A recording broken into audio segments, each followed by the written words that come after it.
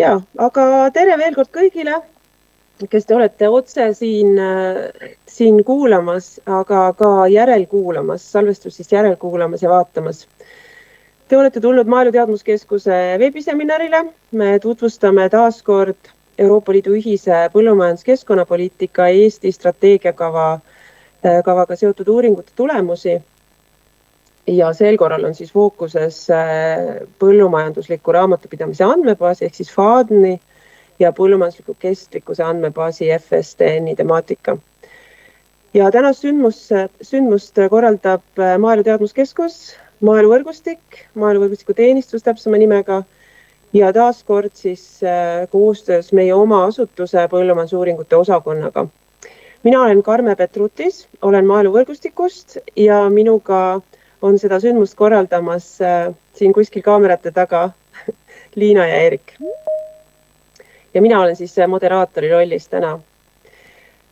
Päevakava ma loodan, et näete, et meil on tõesti väga palju infot teile edasi anda, et me räägime meil on 3 pikemat ettekannet, räägime esmalt siis keskmise põllumajandustootja majandustulemustest 2024.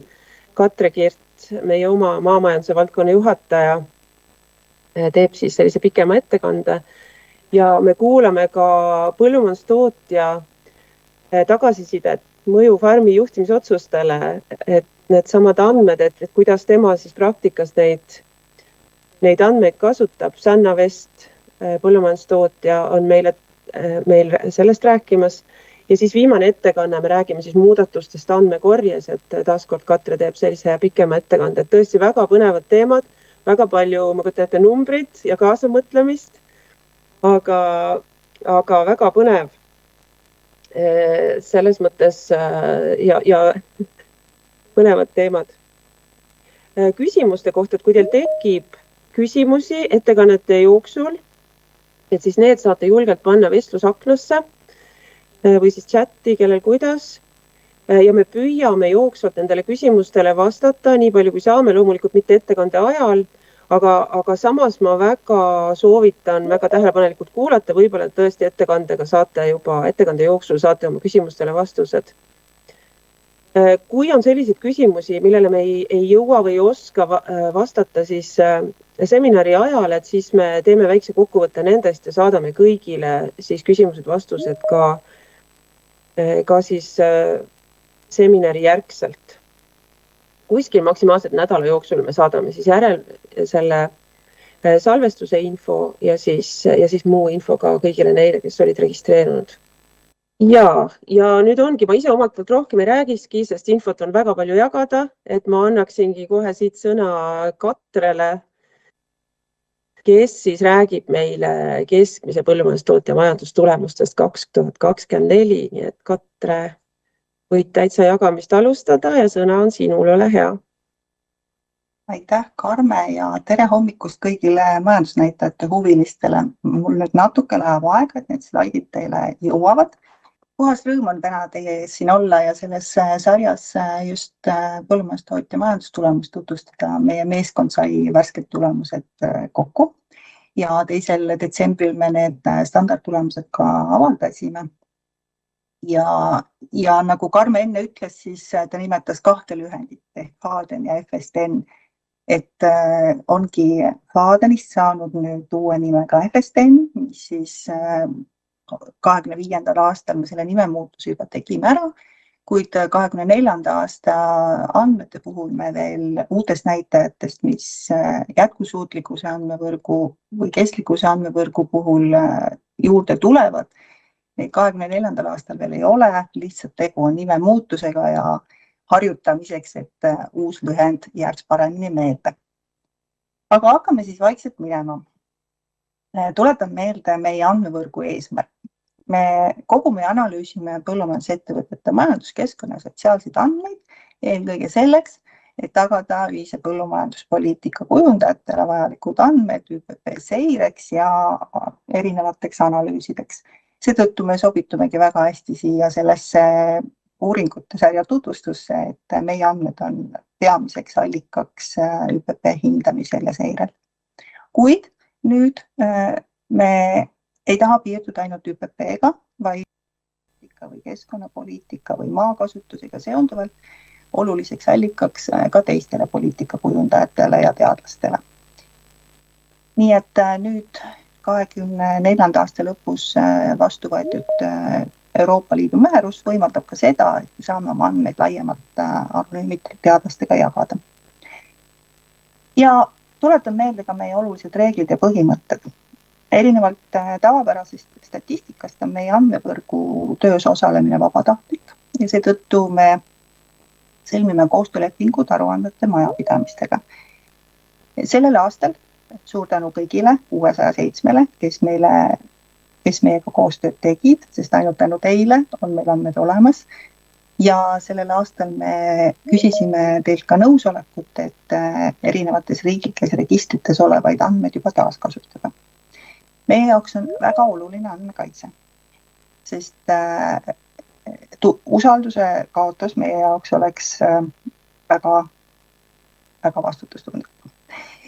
Ühesõnaga, me edastame Euroopa Komisjonile andmeid ainult anonüümitult ja ka teadustöö tegemise eesmärgil, kui teadlased meie käest andmeid küsivad, jagame andmeid anonüümitult ja ainult konfidentsiaalse lepingu alusel. Ning me töötleme andmeid ainult selleks ette nähtud turvatud keskkonnas. Ning pean oluliseks märkida ka seda, et andmete kasutus on ette nähtud ainult varem nimetatud eesmärgil ja liikmesriik ega Euroopa Komisjon ei tohi kasutada andmeid kontrollide tegemiseks ega ka maksustamise otstarbel. Ja veidikene veel taustaks enne kui päris andmete juurde minna, et võib-olla kõigile ei ole Vaadeni FSTN metoodika ja ülesehitus tuttav. Maaelu Teadmuskeskus on Eestis määratud andmevõrgu kontaktasutuseks. Meile on riigile määratud valimisuurus 658 ettevõtet ja see lähtub meie põllumajanduse struktuuriuuringu andmetest. Kuna me oleme eesmärgiks võtnud kajastada turule orienteeritud põllumajandustootjaid, siis meie kõik põllumajanduse struktuuriuuringu alusel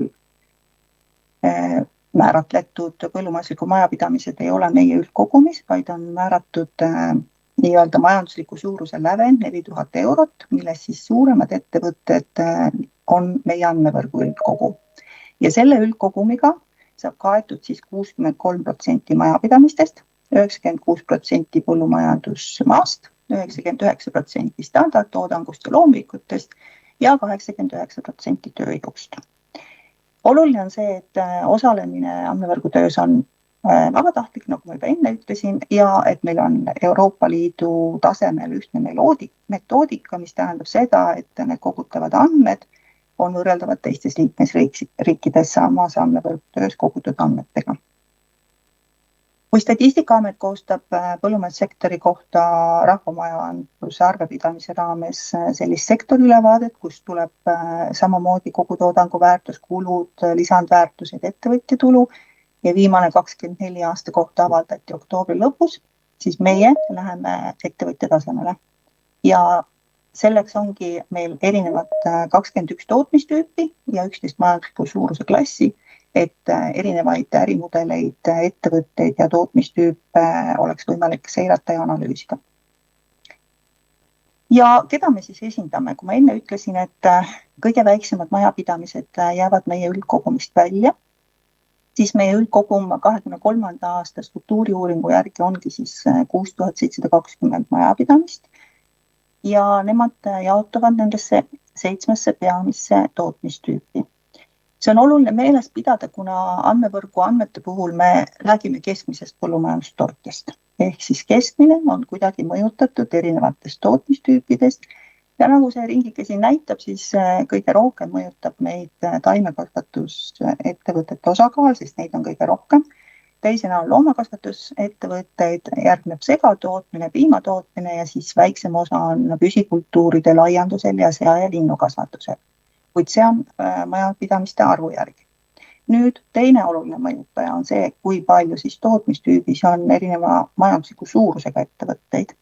Ja nagu siit näha, siis valdavalt ikkagi on meil 4000 kuni 25 000 eurose majandusliku suurusega ettevõtteid, neid on ligi pool kogu meie üldkogumist ja need on valdavalt siis püsikultuuride ja segatootmise ja loomakasvatuse tootmistüübis, kuid samas, kui me vaatame, et meil on ka väga suuri ettevõtteid, mille majanduslik suurus on üle 1 miljoni ja nende osakaal on suurem nii sea- ja linnukasvatuses kui piimatootmises. Ehk siis vastavalt sellele siis tegelikult on mõjutatud ka tootmistüübide keskmise ettevõtte näitaja. 24. aastal esitas 607 majapidamist veel andmeid, nagu juba varem mainitud. Nendest 295 oli FIE-d ja 312 juriidilised isikud ning 28% olid mahetootjad. Kuna valimissuuruseks on ette nähtud 658 ja kogusime 607, siis valimi täituvus on 92,2%, kuid me ise hindame seda üsna heaks esindatuseks. Natuke veel konteksti, et kuna me räägime 24. aastast, siis võib-olla kõigil ei ole meeles, mis ilm oli, aga ilm on põllumajandustootmise lahutamatu osa, mistõttu Keskkonnaagentuuri ilusat slaidi kasutades tuletan ka selle korra meelde. 24 oli eriliselt soe, sademeid oli natukene vähe ja eriliseks tegi selle aasta sellega, et talvekahjustused olid nii õlikultuuridel kui ka talioodral näiteks, mis mõjutas siis saagikust ja tuli teha erinevaid ümberkünde ja kevadised hilised öökülmad mais ja ka minu meelest juunis veel mõjutasid õitsvaid kultuure ja aianduses oli mõju negatiivne. Kuid lähme siis nüüd lõpuks päris andmete juurde. Nagu Karmegi ütles, on tulemas palju graafikuid. Alustame maast, ehk siis peamisest tootmisvahendist põllumajanduses. 24. aastal oli keskmise põllumajandustootja kasutuses 145 hektarit, millest 66% oli rendile võetud. Nagu näha, siis viimaste aastate jooksul keskmise ettevõtte kasutuses olev maa oluliselt ei ole muutunud. Ka omandisse ja rendile võetud maa osakaal on jäänud üsna sarnaseks, kuid makstud maa rent kenasti liigub ülespoole. 24. aastal oli hektari eest vaja välja käia 115 €. Ja maakasutuse struktuur on tootmistüüpide lõikes väga erinev. Kui üldjuhul on tavatootmises ulatub keskmise ettevõtte maakasutus 8-164 hektarini, ehk siis kõige väiksema maakasutusega on aiandus ja linnu- ja seakasvatus ning suurima maakasutusega on taimekasvatus. Mahetootmises on samamoodi, kuid üldine maakasutus on natukene väiksem kui tavatootmises. Ka on erinevus mahetootmises selles, et rendile on võetud rohkem maad ehk üle 61%, kuigi samal ajal tavatootmises ulatub rendimaa osakaal 52-68% juurde. Tööjõudu kasutatakse keskmises põllumajandusettevõttes nii tasustatud kui tasustamata kujul. Kokku tehakse tööd ligi 3500 tundi aastas, aga see on keskmine ettevõte. Kui vaadata jällegi tootmistüüpide lõikes, siis on tööjõu kasutus väga erinev. Meie metoodika järgi on üks tööjõu aastaühik 2200 tundi, ehk siis eeldatakse, et tööd tehakse väga palju põllumajanduses. Ja nagu jooniselt näha, siis piimatootmises ning linnu- ja seakasvatuses on tööjõu kasutus kõige suurem. Meeldetuletuseks, seal olid ka kõige suuremad ettevõtted, aga need on ka tööjõumahukad sektorid. Samas, kui aianduses on samamoodi tööjõumahukus, sest käsitööd on palju, kuid töö on hooajaline, siis aasta peale jaotatuna ja tööjõu ühikuks ümber arvutatuna see post on madalam, kuid endiselt on siiski kõrgem kui näiteks taimekasvatuses, püsikultuurides või loomakasvatuses ja segatootmises.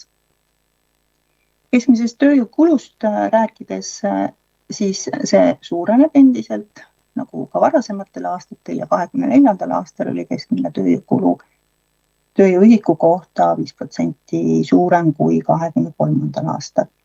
Ja tasustamata tööd tehakse 1/3 osas ja 2/3 siis kogu tööst on palgatööjõud. Põllumajandusspetsiifika, pere teeb tööd ilma palgata. Kui vaadata taimekasvatustoodangu ja loomakasvatustoodangu väärtust hektari kohta, siis see erineb oluliselt tavatootmises ja mahetootmises. Tavatootmises ulatub taimekasvatustoodangu väärtus ligi 1800 euroni hektari kohta, ja siia on juurde arvestatud ka toetused, välja arvatud investeeringutele, kuid mahetootmises on sama näitaja kuskil 800 euro juures.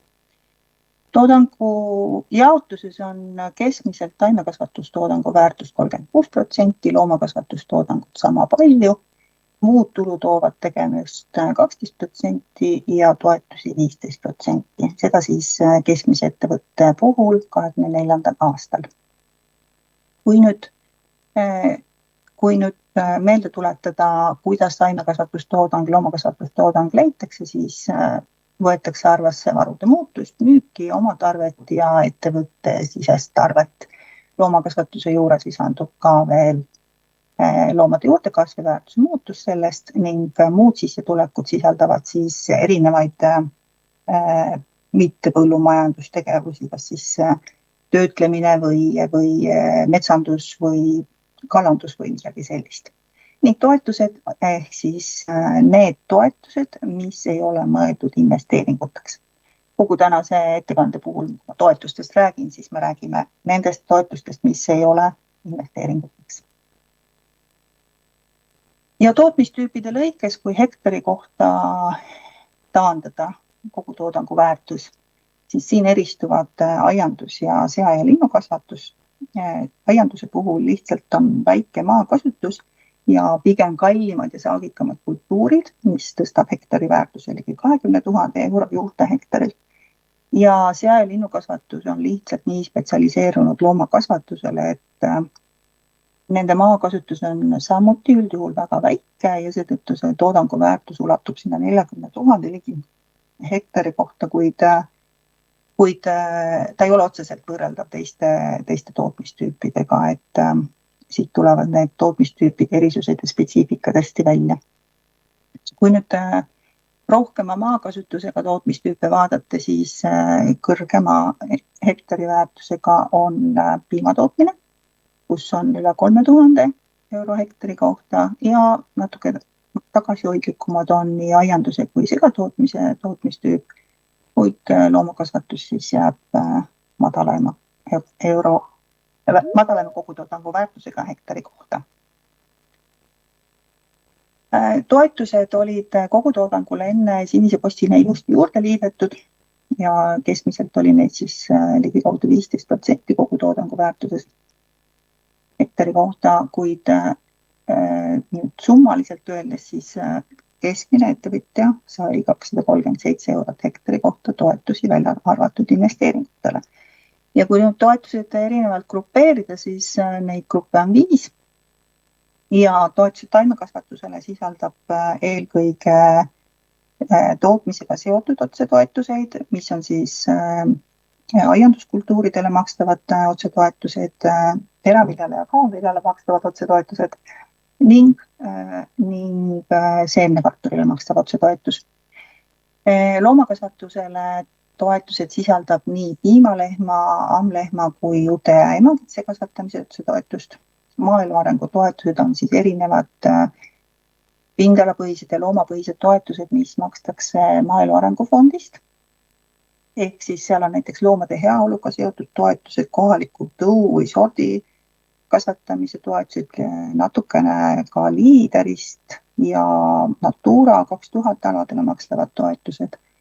Ning tootmisest lahti seotud toetuste hulgas on peamiselt põhiline sissetulekutoetus, ümberjaotav toetus, noore põllumajandustootja toetus ja see moodustabki kõikides tootmistüüpides kõige suurema osa. Muud toetused on ka veel, selle osakaal on madala ja sealhulgas on erinevad muud riigiabid, näiteks Töötukassa palgatoetus või siis loomade kahjude Keskkonnaamet maksab. Ka siin on tootmistüüpide lõikes toetus hektari kohta erinev. Kui 237 eurot on keskmine, siis Näiteks taimekasvatuse tootmistüübis on see vaid 200 eurot ja püsikultuuride tootmistüübis 600 eurot. Siin mõjutajateks ongi siis erinevad grupid, millest enne rääkisin. Jõuame kogukulude juurde. Kogukulud tavatootmises üle 1700 euro hektarit 2024. aastal ja mahetootmisel üle 700 euro hektari kohta. Nii nagu toodangu ja toetuste väärtuski, siis siin samasugune erinevus. Kogutoodangu väärtus tavatootmises vähenes 2024. aastal võrdluses 2023. aastaga natukene 1,5% ja mahetootmises veidikene suurenes ehk 2,5%. Üldiselt kogukulude struktuur ei ole väga palju muutunud viimasel 3 aastal. Siin on näha erikulude vähenemist tavatootmises, mis tähendab siis väetiste, seemnete, taimekaitsevahendite osa vähenemist. Üldkulud on jäänud tavatootmises üsna eelmise aasta tasemele ja kulumi osa on veidikene suurenenud. Ka suurenenud tööjõukulu osakaal, sest tööjõukulu ühiku kohta suureneb, kuid tasustatud tööjõudu on samaväärselt eelmise 23. aastaga.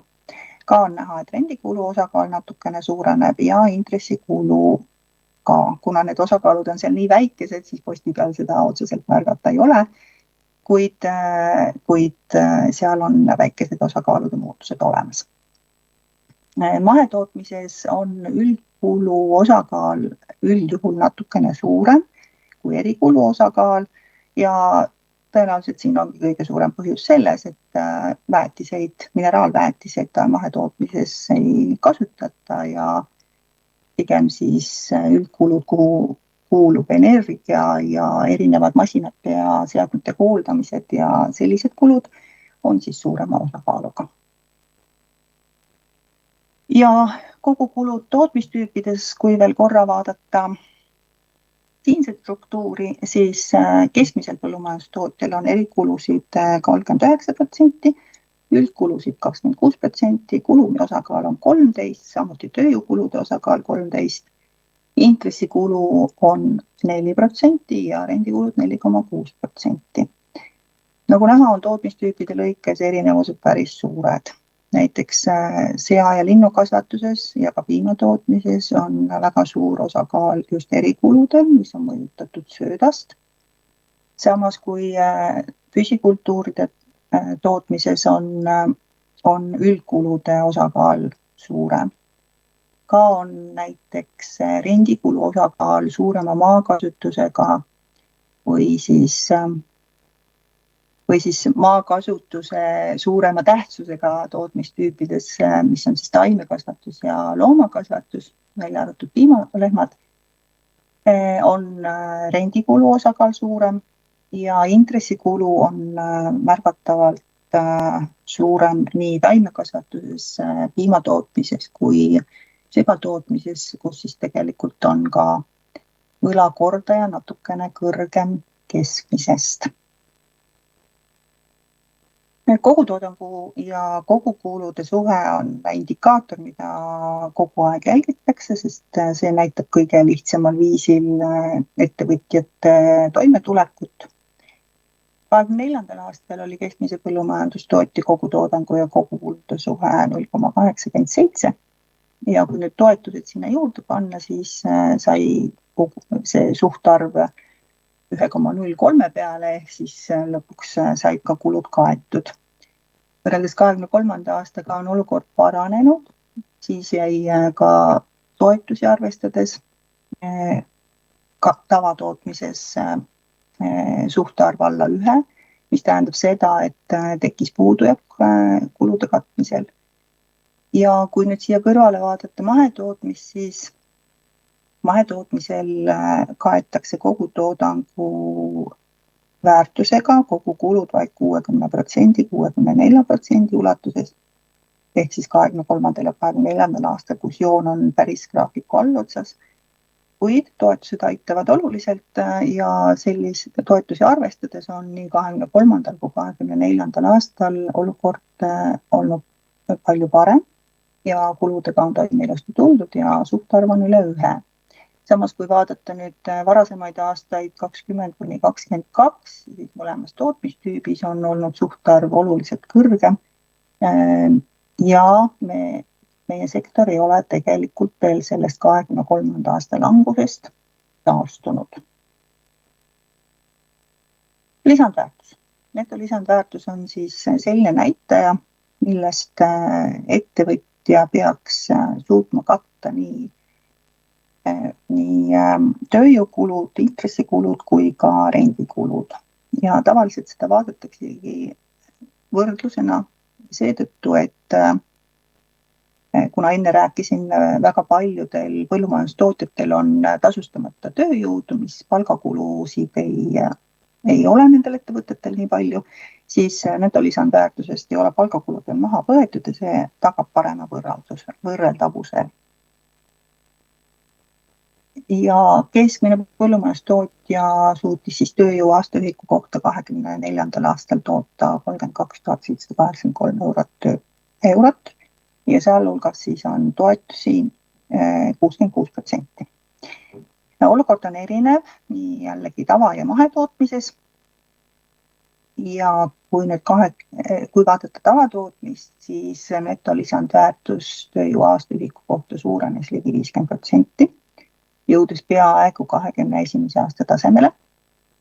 Peamärk on see, et kui toetused maha arvestada netolisandväärtusest, siis on roheline post graafikul 24. aastal kõrgem kui 21. aastal, ehk siis tegelikult on ilma toetusteta suudetud luua rohkem netolisandväärtust. Kui nüüd vaadata mahetootmist, siis mahetootmise netolisandväärtus tööjõu aastaühiku kohta on ligi 5% võrra madalam kui tavatootmises ja ainult 22. aastal viimase 5 aasta vaates on olnud toetusi arvestamata netolisandväärtus ka positiivne. Mahetootmises on väga-väga oluline toetuste roll. Tootmistüüpide lõikes vaadates on erinevused märkimisväärsed. Kui tavatootmises on kõige kõrgem netolisandväärtus tööjõu aastaühiku kohta sea- ja linnukasvatuses ning samuti siis ka piimatootmises, kus jällegi on suuremad ettevõtted ja ka seal on toetuste osakaal nendes tootmistüüpides pigem tagasihoidlikum, siis näiteks aianduse puhul on toetuste osakaal netolisandväärtuses kõige väiksem ehk vaid 5% ja taimekasvatuses on toetustel oluline osakaal, kuid kui varasematel aastatel on olnud taimekasvatuse loodav netolisandväärtus samaväärne kui on piimatootmisel näiteks, siis 24. aastal on see endiselt veel tagasihoidlik, jäädes aianduse ja näiteks segatootmisega samale tasemele. Mahetootmise puhul jällegi on taimekasvatusel läinud veidi paremini, on toodetud lisandväärtust natukene rohkem kui tavatootmises ja tõenäoliselt mängib ka siin jällegi rolli väetiste kasutus ja intensiivsus ning mahetootmise puhul on ainult aianduse tootmistüüp selline, kus ilma toetusteta suudetakse luua positiivset lisandväärtust. Panime kokku ka sellise tabeli, kus on näha majandusliku suuruse klasside lõikes loodud lisandväärtus. Ja siit koorub väga ilusti välja, et ettevõtjad, kelle majanduslik suurus on kuni 100 000 eurot, on pigem tagasihoidlikuma netolisandväärtusega tööjõuühiku kohta ning sealt edasi pigem suuremaga. Ja kui nüüd vaadata keskmisi tootmistüübi lõikes, siis on ilusti näha näiteks, kus püsikultuur ja tootmistüübis ongi need väiksemad ettevõtted ja ka keskmine on madalam 12 261 eurot aastas. Samas kui näiteks piimatootmises või seakasvatuses on pigem suuremad ettevõtted, siis ka neil ulatub see näitaja oluliselt kõrgemale ehk ligi 50 000 eurot aastas. Ning kui võtta nüüd tootmistüüpide panus kogu sektori loodavasse lisandväärtusesse, siis 2020. kuni 2022. aastal olid suurima osakaaluga sinna panusesse taimekasvatuse ja piimatootmise tootmistüüp. Seejuures taimekasvatus pigem suurima osakaaluga. Nüüd 2023. aastal, kus olukord halvenes taimekasvatuses oluliselt ja piimatootmises piima hind siiski tõusis ja olukord paranes, on märgata, et piimatootmine on suurima osakaaluga kogu sektori loodavasse lisandväärtusesse ja taimekasvatuse osa on väga tagasihoidlikuks jäänud. 2024. aastal on taimekasvatus panustanud jällegi rohkem, kuid endiselt veel tagasihoidlikumalt kui varasemalt 3 aastal. Kokkuvõttelt võibki öelda, et 61% majapidamistest ehk need siis, kes kuuluvad piimatootmise ja taimekasvatuse tootmistüüpi, loovad üle 75% kogu põllumajandussektori loodavast lisandväärtusest. Ja mis ei tähenda seda, et meie väiksemate sektorite panus ei ole oluline. On ikka. Ja siis natuke ka varadest. Kapitalistruktuur aasta lõpu seisuga tootmistüüpides. Ka siin on erinevusi tootmistüüpide lõikes, kui keskmiselt on põllumajandustootja võlakordaja 0,34 ehk siis kohustiste osa on 34% kogu varast, siis see omakapitali suurus jääb 60–80% juurde ehk siis kõige kõrgem omakapitali osakaal on loomakasvatuses ja ka aianduses. Ning võõrkapital seevastu siis on 20–40% ja kõige suurem on võõrkapitali osakaal siis piimatootmises ja sealinnukasvatuses jällegi. Majandusliku suuruse erenedes võlakordaja üldjuhul suureneb ja kui siin vaadata veel mõnda indikaatorit juurde, siis brutoinvesteeringute suhe kulumisse võiks olla üks näitaja, mis soovituslikult võiks olla 1,20 ehk siis kui et varad, mis kuluvad, ikkagi saavad ka uuendatud.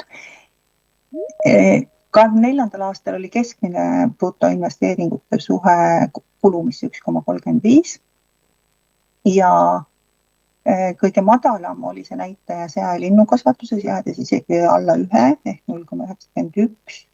Samuti oli see keskmisest madalam piimatootmises, kus see jäi 1,1 juurde ja teistes tootmistüüpides ületas näitaja 1,2 ehk olukord oli tavapärane.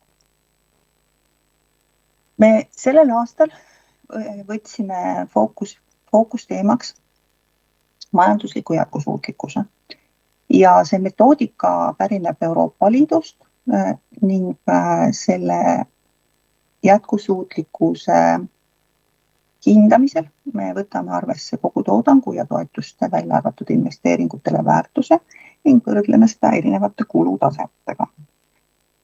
Esimeses grupis me võtame arvesse kuludena kõik kulud kokku ehk siis kulumi, tööjõukulud, intressikulud, vahetarbimise, rendikulud ja lisame sinna juurde veel oma tööjõu, maa ja kapitali alternatiivkulu. Ja selleks, et seda leida, siis me oma tööjõu hindame tasustamatu tööjõu hindame samal tasemel, kui on keskmine andmevõrgu tööjõukulu tunnis. Ja 2024. aastal oli see 12,46 eurot. Korrutasime tasustamata tööjõud selle hinnaga ja saime teada, kui palju on oma tööjõukulu. Samamoodi siis hindasime oma maa ehk omandis oleva maa väärtuse, kui see oleks välja renditud alternatiivtuluna, kasutades meie enda rendihinda 115, mis koorus siin ettevõtete andmetest. Ehk siis omandis olev maa korrutatud 115 eurot, saame teada, kui suur oleks oma maa alternatiivtulu. Ning laenude intressimäära puhul vaatasime siis, et kui palju võiks oma kapital tulu teenida, kui panna ta investeerida see kuskile mujale ja kuna intressimäärad on siin 23. ja 24. aastal kenasti tõusnud, olles 24. aastal 7,01 peal, siis oma kapitali tootlus võiks olla teistest investeeringutest suurem. Nüüd need gruppi 1 jäävad ettevõtjad, siis suudavad kõik need kulud oma kogutoodangu väärtuse ja toetustega katta ja nimetame neid siis kõige jätkusuutlikumateks. Grupis 2 on jätkusuutlikud ettevõtted, kus kogutoodang ja toetused katavad kulud kokku, ehk siis oma tööjõu, maa ja kapitali kulu on välja jäetud. Grupis 3 on ettevõtted, kus kogutoodang ja toetused katavad nii vahetarbimise kui siis väliste tegurite ehk tööjõu, intressi ja rendikulu, kulum on kõrvale jäetud. Ja grupis 4 on siis kõige vähem jätkusuutlikud, kus kogutoodang ja toetused ei kata vahetarbimist ja väliste tegurite kulu. Nüüd selle taustal jõudsime me selleni, et perioodil 20–22 oli meil gruppi 1 kuuluvate ettevõtete osakaal päris kõrge, ulatudes seal igal juhul üle 20%.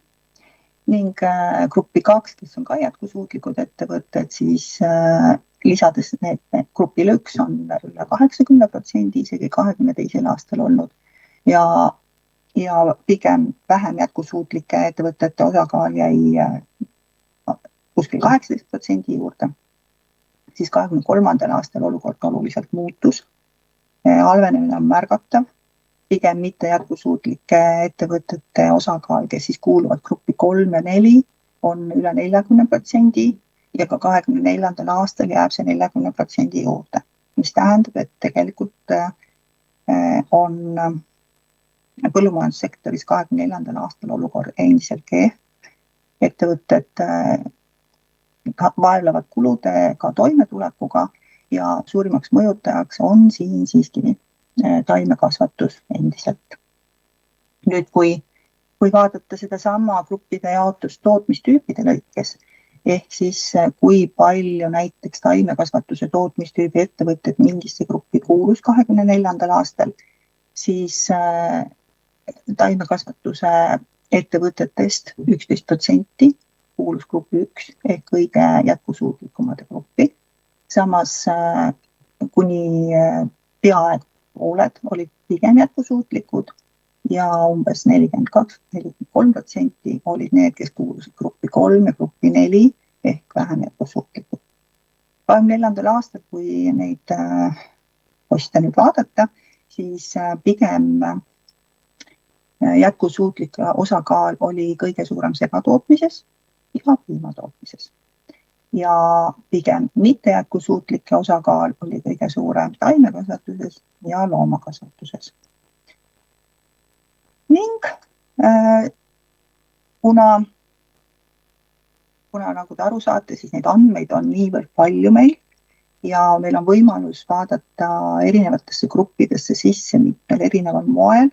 Meil on erinevaid uurimisnurki võimalik luua, siis meie avaldatud kogumik hetkel keskendub ainult tootmistüüpide sellisele võrdlusele, kuid me plaanime teha ka kõikide tootmistüüpide lõikes sellised natuke sügavamad sissevaated. Ja neid me siis tasapisi hakkame koostama ja jaanuarist kuni maini me hakkame neid avaldama. Kui nüüd kellelgi tekkis juba väga suur huvi ja tahtmine vaadata ise, mis andmeid kuskil on ja vaadata oma nägemise järgi, kuidas mingid aegread on tekkinud või kuidas on dünaamika olnud kuludel ja tuludel või toetustel, siis meie andmed on avaldatud meie Maaelu Teadmuskeskuse kodulehel standardtulemustena, minge ja uurige palun. Ja Euroopa Liidu tasemel on andmed leitavad ka, ma jätan selle lingi siia, et kui need saadetakse slaidid hiljem, saab neid klikata ja vaadata ise lähemalt. Euroopa tasemel muidugi on avaldatud andmed ainult kuni 23. aastani, sest 24. aasta andmed jõuavad sinna andmebaasi alles järgmise aasta teisel poolel.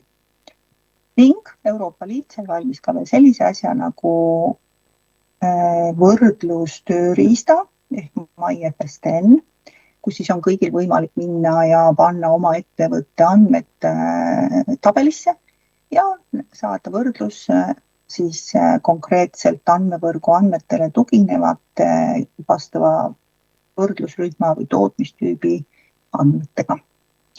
Siit ma praegu lõpetan oma pika graafikut aru ja annan Karmen sulle tagasi. Aitäh! Ja suur aitäh sulle, Katre! Hästi palju numbreid, majanduslikke termineid, et mul omalgi natuke liiga palju andmeid, liiga kiiresti, aga kindlasti ma loodan, et on võimalik, Katre, küsida veel lisainfot ja uurida neid samu materjale, mida sa jagad ja jagame veel linke teile selles järelmeilis ka, mis teile kõigile saadame siis umbes nädala jooksul, aga ma praegu vaatan, et siin vestlusaknas meil nagu küsimusi ei ole. Võib-olla keegi tahab kätt tõsta ja küsida oma häälega, see võimalus on meil ka täna.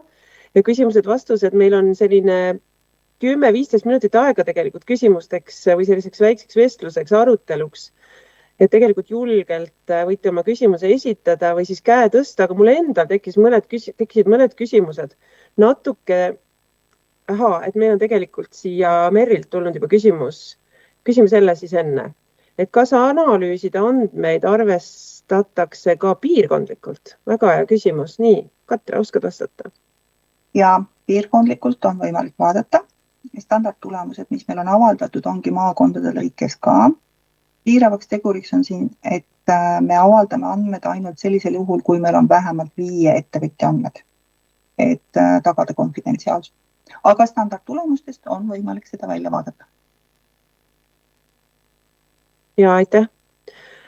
Mul endal tekkisid natuke sellised natuke alarmeerivad küsimused või kommentaarid. Eelkõige, et kohe jäi see kõrva, et endiselt on ikkagi väga tugevalt peretöö on tasustamata, mis on tegelikult kurb, et tegelikult vähemalt 1/3, ma saan aru, me teeme tasuta tööd, et kuidas selle küll kunagi paremaks saaks, et väga loodame, et kõik töö on ühel hetkel hinnatud ja et see jäi väga kõrva. Mis veel? Endiselt see suur probleem taimekasvatusega, ma saan aru, et see ongi kõige suurem probleem hetkel, et kuidagi, kuidas need terminid sul olid, toimetulek, jätkusuutlikkus ja nii edasi, et seda sa toonitasid mitu korda. Et loodame tõesti, et selles valdkonnas ka asjad paremaks lähevad. Ja just see, et kui suur osakaal tegelikult selle toimetulekul on toetustel ja eriti mahepõllumajanduses jällegi paneb mõtlema. Küsimusi rohkem ei ole praegu, aga mul on omal veel täpsustav küsimus, et kuidas või mil määral on maamaks ja maamaksu langemised, tõusmised tegelikult analüüsitud või kuhu alla see tegelikult läheb seal selles uuringus?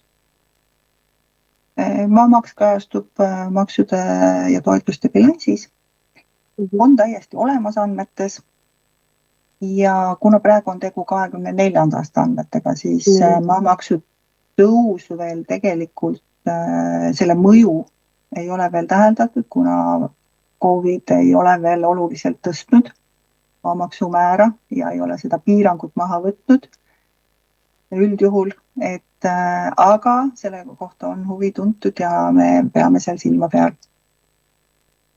Just nimelt. Siis on küsimus veel, et kas ma saan õieti aru, et see muu tulu toov tegevus, et selle all ongi, sa vist korra nimetasid ka, et selle all on näiteks metsandus, mis veel oli kalandus, töötlemine, sain ma õieti aru? Ja, seal on kindlasti veel, mida ma ei nimetanud, aga põhimõtteliselt kõik, mis jääb konkreetselt põllumajandustootmist väljapoole. Ja nüüd tuues paralleele selle toimetulekuga, et mis sa arvad või äkki sul korra saad selle üle korrata veel, et kui suur osa selles toimetulekus ja jätkusuutlikkuses on nendel muud tulu toovatel tegevustel?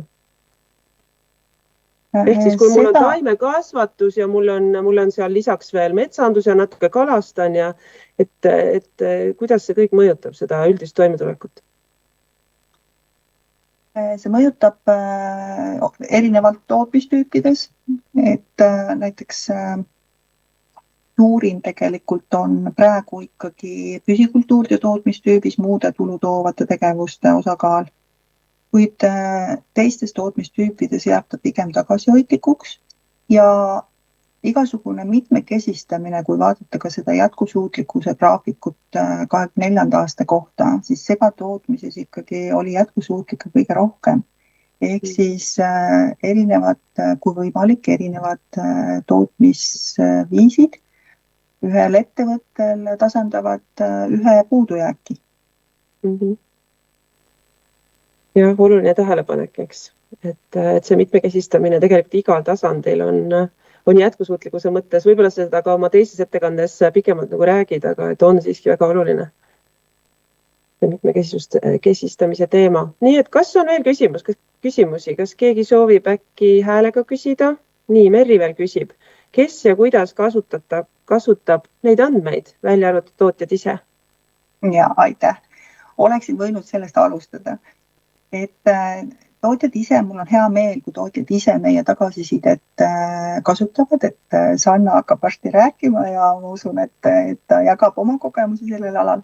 Kuid meie peamine andmekasutaja on Euroopa Komisjon ja Regionaalne Põllumajandusministeerium. Et erinevate toetusskeemide mõjude hindamiseks on meie andmevõrgu andmed eelkõige need, mille peale tuginetakse, sest me saame näidata mõju just erinevates tootmistüüpides ja majandusliku suuruse gruppides, et me ei pea lähtuma ainult sektori keskmisest. Ja meie andmeid on kasutanud ka väga palju Euroopa Komisjoni oma teadusinstituut JRC, Joint Research Center, sest nemad ühendavad väga palju andmevõrgu andmeid teiste uuringutega ka.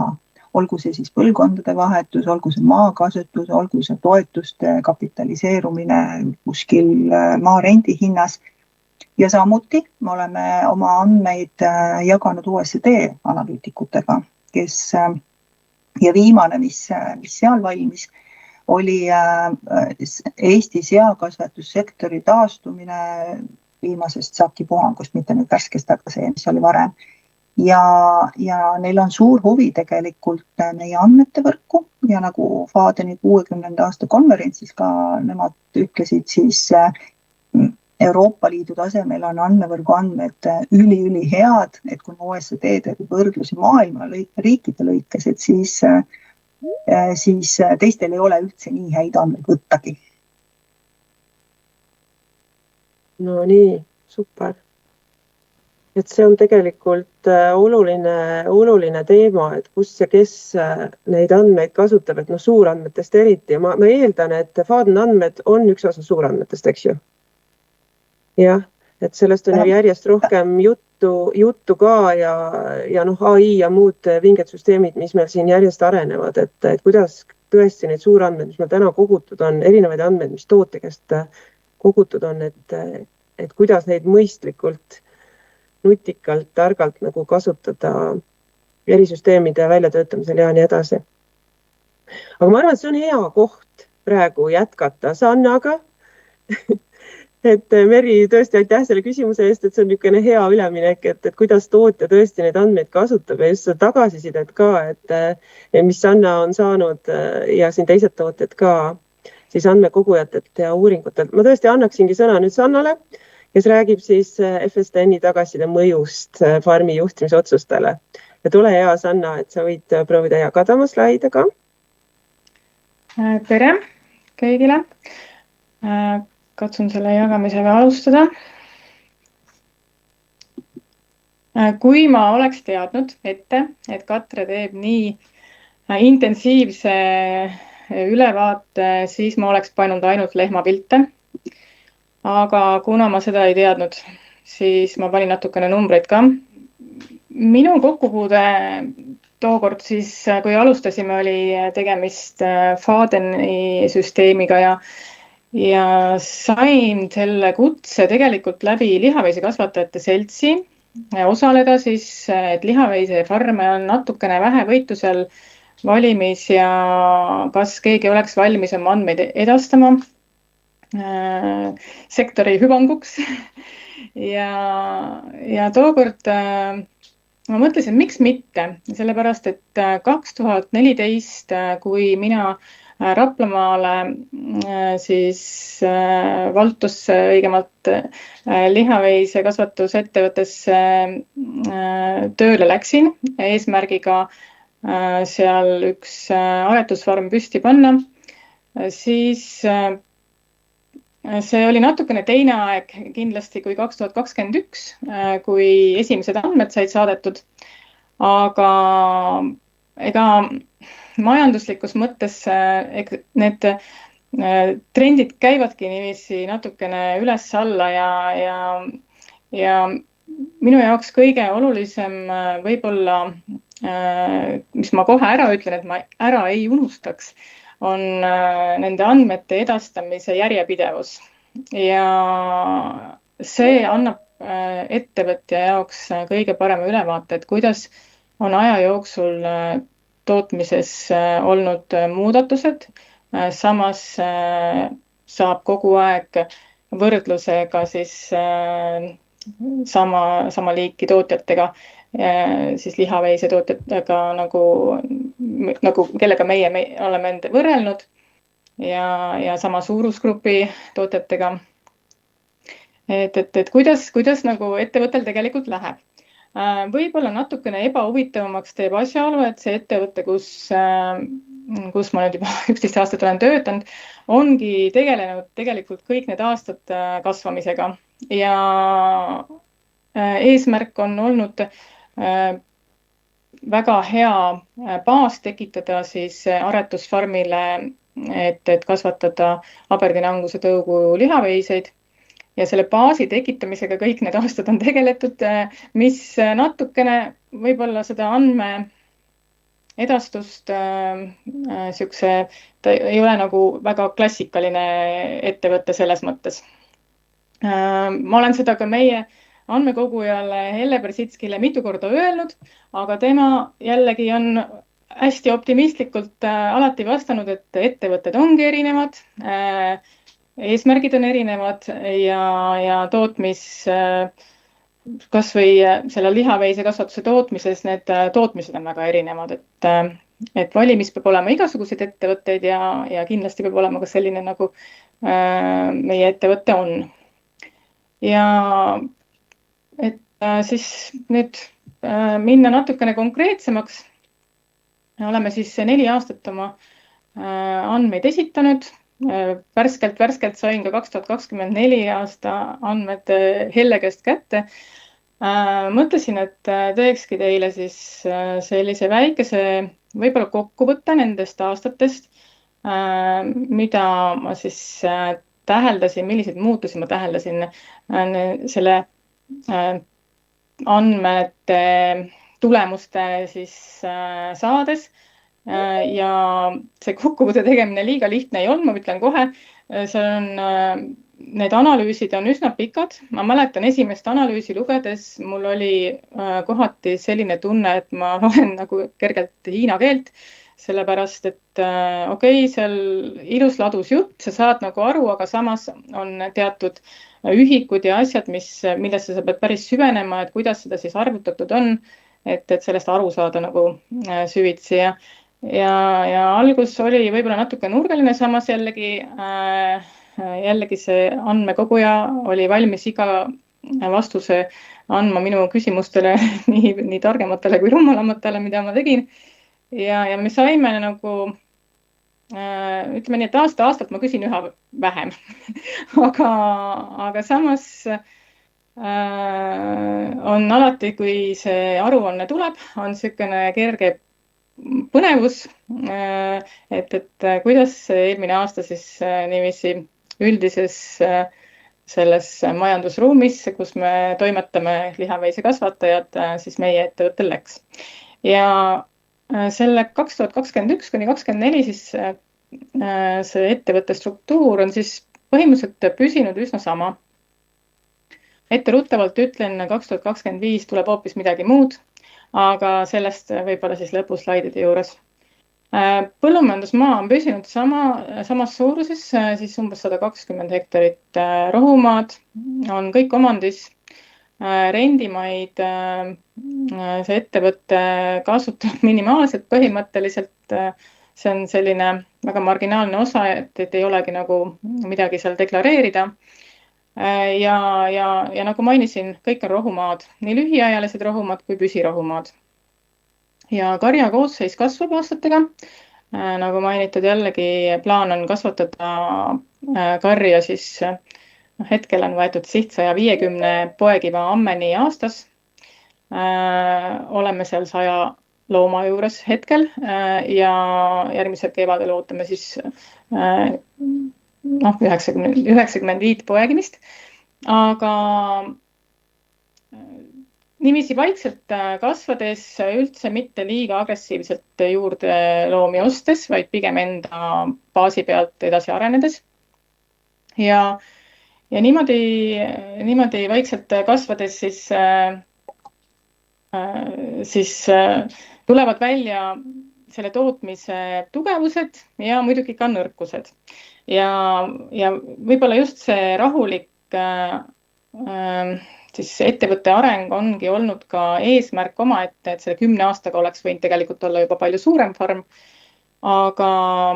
või kari õigemini. Aga kuna just meil on ka rõhk sellele, et me vaatame, kuidas minema hakkab, me rahulikult jälgime, missugused on meie enda tootmises esinevad nõrgad kohad, mida me saame parandada.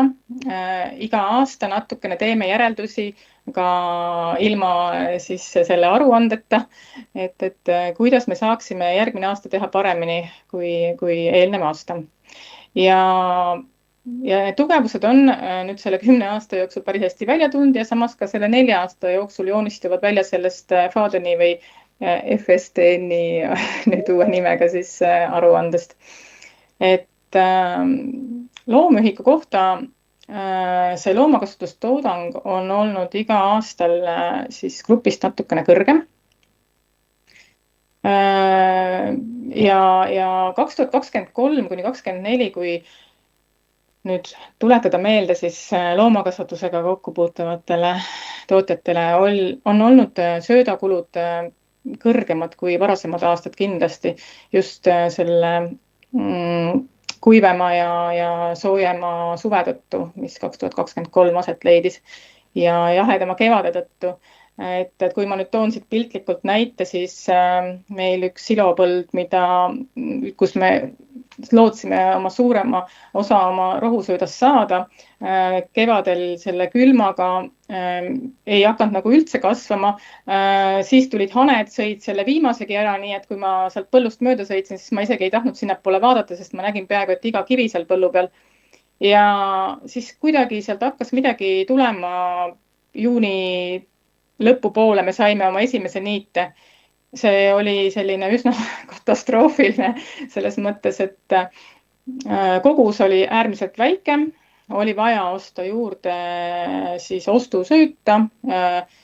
Lihaveise kasvatuse puhul on koresööt, hein, silo on ilma milleta ei ole võimalik seda karja elus hoidagi. Et ei olnud nagu valikut ka, et söödame midagi muud või ainuke valik oleks olnudki oluliselt vähendada karja. Aga võtsime ennast kokku, katsusime selle raske aasta üle elada. See sööda hind peegeldub ka 2024. aastal tugevalt tulemustes, sellepärast, et 4,5 kuud 2024. aasta kevadest me ju söötsime 2023. aasta kallist sööta ja see kindlasti nagu oma mõju seal tulemustes avaldab, aga üldiselt meil, ütleme, see oli aasta, kui lihahinnad kukkusid nagu päris korralikult, sest et pakkumist oli väga palju, kõik üritasid oma nii-öelda üleliigsetest loomadest võimalikult kiiresti vabaneda või lahti saada ja lihaks müüa võimalusel. Ja me proovisime lihtsalt sellest ennast kuidagi välja vedada, et mitte vähendada karja. Kui rääkida nüüd, jah, ütleme see 2023-2024 aastad, võib-olla, see periood, see 4 aastat on natuke liiga lühike, et mul oleks meeldinud teha seda ettekannet pigem, kui ma oleks saanud tuua teieni 10 aasta andmed, aga kahjuks me ei ole nagu nii pikalt selles osalenud ja ei ole neid andmeid võtta niiviisi, aga samas jällegi, kõik teavad, et need aastad olid rasked, need olid kõigile rasked. Ja loomulikult ei jäänud nagu ka lihaveisekasvatajad sellest siis puutumata. Et müügitulu poole pealt me oleme olnud üsna tublid. Meie rõhk on olnud pigem siis saada võimalikult head hinda oma toodangu eest, milleks on siis peaasjalikult elusveised aretusloomadena ja ka nuumaloomadena. Meil on üsna selline võib-olla keskmisest rangem selektsioonipoliitika ettevõttes. Meie väga konkreetselt on paika pandud, milline loom meie karjas on ja milline läheb sealt esimesel võimaluse ära. Ja need omadused on tegelikult ennast väga õigustanud, millele me oleme oma need praakimised siis üles ehitanud. Et praeguse hetke seisuga ma näen, et probleeme, millega üldjuhul loomad lihaveisekasvatuskarjadest välja lähevad, meil on neid probleeme üsnagi vähe. Aga müügitulu, eks see on nagu igas sektoris, kui olla ise aktiivne, olla kursis turgudega, olla nii-öelda asja sees hingega, siis on võimalik leida ka selliseid turge, kuhu oma toodangut maksimaalse hinnaga on võimalik pakkuda. Ja olen seda kõik need aastad väga pingsalt püüdnud teha. Tundub, et on hästi välja tulnud, sellepärast, et toetuste osakaal meie tootmises on oluliselt väiksem kui lihaveisekasvatusettevõtetel keskmiselt. Kui siis grupil on see 30–40% kogu tulust, siis meil on see maksimum 17 peal. Põhjus väga lihtne, sellepärast, et asukoht on Raplamaa. Meil ei ole seal poollooduslikke kooslusi või alasid, kus saaks neid lisatoetusi küsida. Kui me maheettevõttena alustasime nüüd 2025 kevadest, läksime nagu üleminekul mahedasse, siis varasematel aastatel on olnud see pigem välistatud. Me oleme teinud tasuvusarvutusi, et juhul, kui me oleks läinud mahedaks mõned aastad varem, et kas see mahetoetus, aga samas ka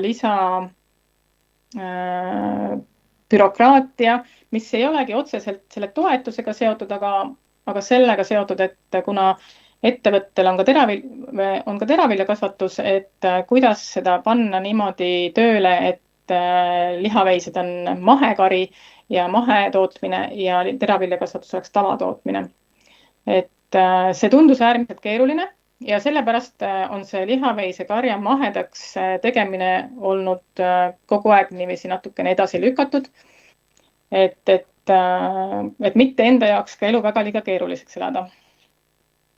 Ja me siis nagu toetuseid saame oluliselt vähem kui keskmine lihaveisekasvatusettevõte, siis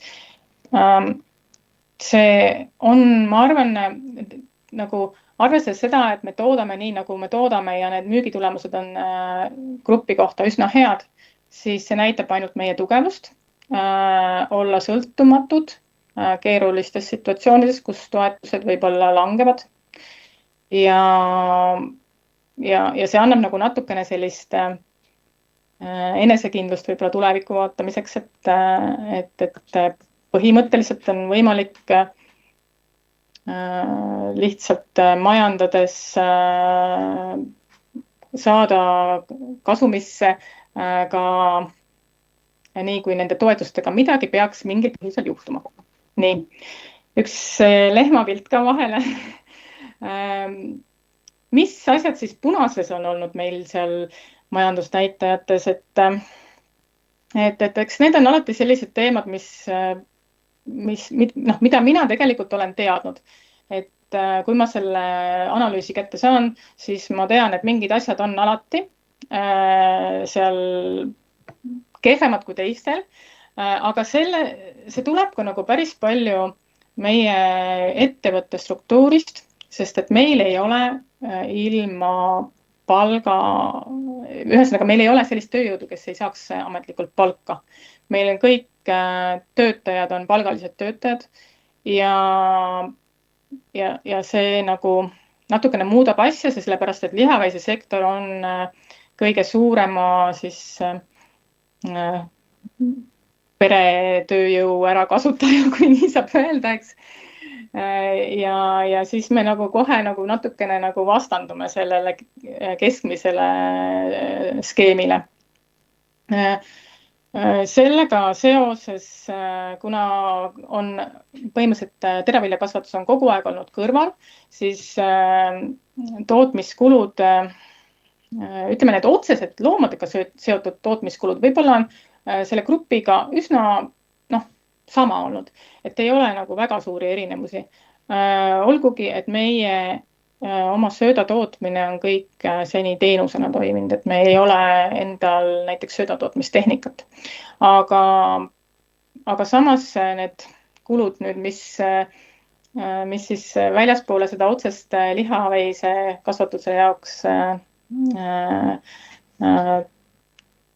ütleme jah, need kulutused, mis on nagu, mis ei ole ainult otsesed loomade kulud, vot nendega on nüüd see probleem, et üldkulud on see probleem, millega meie peame tegelema ja tegelemegi. Ja eks see on kasvaval ettevõttel selline natukene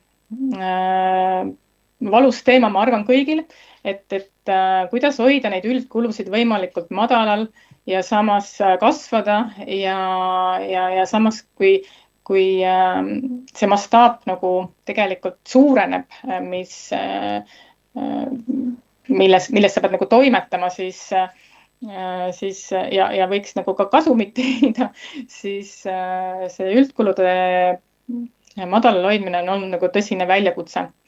Et pannud nagu mõtlema erinevas suunas, et kust on võimalik veel nagu kokku hoida. Kui lihaveise kasvatus üldse kuidagi tasuvaks on võimalik teha, siis see on madalate kuludega ja ingliskeelne väljend low cost või cost effective tootmine, et see on ülioluline ja seda teadmist või seda olulisust ma olen teadnud alates 2014. aastast, et see on oluline. Aga kui alguses oli väga vähe loomi, siis see oligi normaalne, et üldkulud ongi loomühiku kohta kõrgemad ja hektari kohta ka, eks, kui hektarid ei ole muutunud, siis ei ole, siis nagu ei muutu, aga loomühiku kohta oli ikka nagu väga kõrged, siis nüüd loomad, ütleme karja suurenedes, ta loomühiku kohta tegelikult lahjeneb sinna siis ära, aga samas tuleb ikkagi kogu aeg näpuga järgi ajada, et kuidas saaks odavamalt. Vaatan, kas mul siit slaidi pealt ka midagi, kogukulud hektari kohta on kahekordistunud, jah. Vaatasin päris kergendunud pilguga ausalt öeldes, et grupil on küll 700 kuni 900 eurot hektari kohta see kogukulude kulu, aga Katre ettekandest tuli ka välja, et näiteks kui võtta seal, kas see oli äkki piimakasvatus, millega mina üldiselt ei tahaks üldse võrrelda lihaveisekasvatust, need on nii väga erinevad tootmised, et seal ei olegi nagu eriti midagi võrrelda. Aga kuna need tulbad seal kõrvuti olid, eks, siis 1700 nagu seal piimakasvatuse kõrval väga kohutav ei tundunud ka, teades, et neil ei ole ka niisugust tasustamata tööjõudu mitte kuskilt võtta ja ilmselt mingisuguseid sarnaseid kulusid, nagu meie teevad piimafarmid ka. Nii, siin on sellised lühendid, ma pidin ausalt öeldes täitsa enda jaoks üle kordama, et mis siis seal miinuses on ja mis plussis on ja eks see kasvu raskus on see, mis meid nagu mõnusalt miinuses hoiab ja eks on lihtsalt see baasi tekitamine ja ma olengi sellest aru saanud, et saada see tugev baas, mille najalt siis seda kasumit tulevikus üldse nautida on võimalik, tuleb siis kasvuraskused kõik üle elada. Et see on selline klassikaline kasv enne tasuvust faas, kus siis mastaapi ehitatakse ja samas finantsid ei ole veel balansis, et mina võtan seda isiklikult üsna rahulikult. Võib-olla ma seda nii rahulikult ei võtaks, kui ma oleks noor alustaja. Aga olles nüüd selles lihaveise sektoris siis 2011 aastast alates nagu tõsisemalt juures, siis need üles-alla asjad ei kõiguta mind liiga palju. Plussid ja miinused, et järjepidevus peab olema ja need, kes kehvadel aastatel suudavad järjepidevalt edasi marssida, need kasvavad aja jooksul ainult tugevamaks.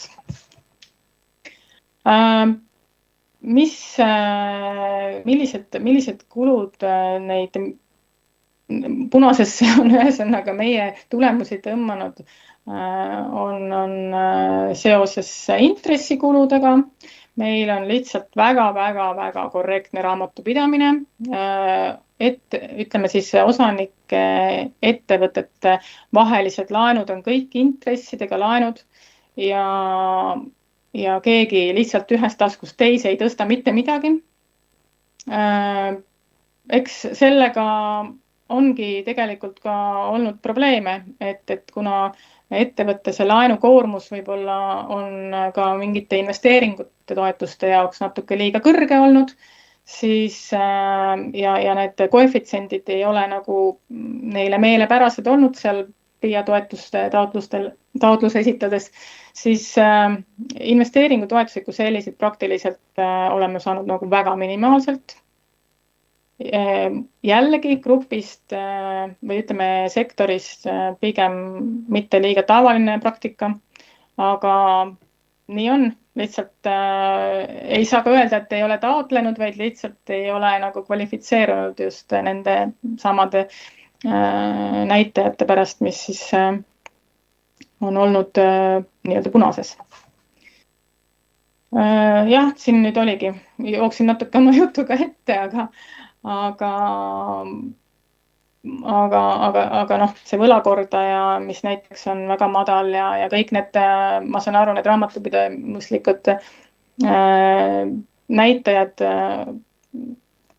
näitavadki põhimõtteliselt, et sellist kiiret raha lihaveise kasvatus oma kasvufaasis kindlasti ei oma ja see võib-olla liiga atraktiivne ei ole sellepärast ka noortele alustajatele, et nad teavad, et see ei ole nagu lihtne tee minna, mitte kui nad teavad, aga kui nad kuulevad, et see ei ole nagu lihtne tee minna, kui on vaja kuskilt alustada nullist või väga väikeste arvu loomadega ja siis see tasuvus tuleb alles, ma ei tea millal, siis need numbrid räägivad siin enda eest, kuidas see asi kahjuks nagu on. netolisandväärtus tööjõuühiku kohta, see on selline teema, mis minule alati tuju heaks teeb, kui mina selle tulemused või majandustulemused lahti teen, siis see on meil olnud pigem heal järjel. Samas 2023-2024 läks nagu toredalt miinusesse ja ettevõte liikus kohe vähem edukate gruppi. Noh, ja 2023-2024 oligi selline aasta, et ma selle peale nüüd veel püssi põõsasse ei viska. Et kindlasti ei ole seal põhjus selles, et mingid tootmisotsused, et lehmad oleks halvad või rohumaa kehv või töötajad ebaefektiivsed, et pigem oli see nagu siin slaidilgi välja toodud, et kõrgelt olevad kulud, masina ja finantsplokk, mis siis sõi selle lisandväärtuse ära sel ajal. Kui nüüd siis see kogu pikk joru võtta siis lühikesse lausesse, siis ma isegi selle parema lause teen punasega välja, sellepärast et see on võib-olla lihtsamalt, mõnusamalt arusaadav, et ettevõttele peale vaadates kõik see 4 aastat, lehmad töötavad hästi, aga raamatupidamine näitab punast, sest et ülejäänud struktuur on liiga kallis. Ja see annab ainult nagu motivatsiooni juurde, otsida neid võimalusi, kuidas seda siis odavamalt saab. Ja mida sellest kõigest siis võib-olla niiviisi kõrvaltvaatajana õppida või millised fookused tekivad minul tootjana, tulebki nagu natuke sügavamale kaevata sinna üldkulude plokki ja vaadata, mis siis on võimalik asendada, kas mõni teenustöö hakata ise tegema seda ja osta endale tehnika või siis vastupidi, mõnest ise tehtavast tööst loobuda ja osta teenus sisse, võib-olla just sellised tegevused, mis on väga hooajalised ja mõttetu oleks sellel kallil tehnikal lasta seista enamus aastast. Remondi ja kütusekulud, see on, ega sa selle traktoriga nagu vähem sõita ei saa, kui sa sellega pead sõitma ja kõik need lihaveisekasvatuses tehtavad kütusekulud on ikkagi põhjendatud kulud, et keegi seal niisama nagu ringi ei ralli. Et kui see kütuse hind liigub üles alla ja see 23 minu meelest, kui ma nüüd peast pean ütlema, oli vist ka üks kõrgema kütuse hinnaga ja väetiste hinnad ja kõik oli kõrge. Et eks see seda kergitas jällegi ja kõigil läksid need sisendid kallimaks. Toetused väga järgi ei tulnud kahjuks, aga see ei ole see päev või koht, kus sellel teemal nuriseda.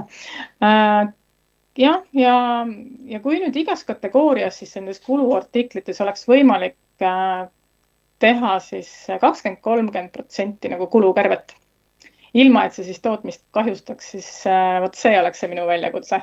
Ja sellega on siin nüüd siis, kui ma ütlen 2025, eks iga aasta on vaja tegeleda, aga 2025 on otsitud uusi väljundeid, et kuidas asi panna nagu veelgi efektiivsemalt tööle.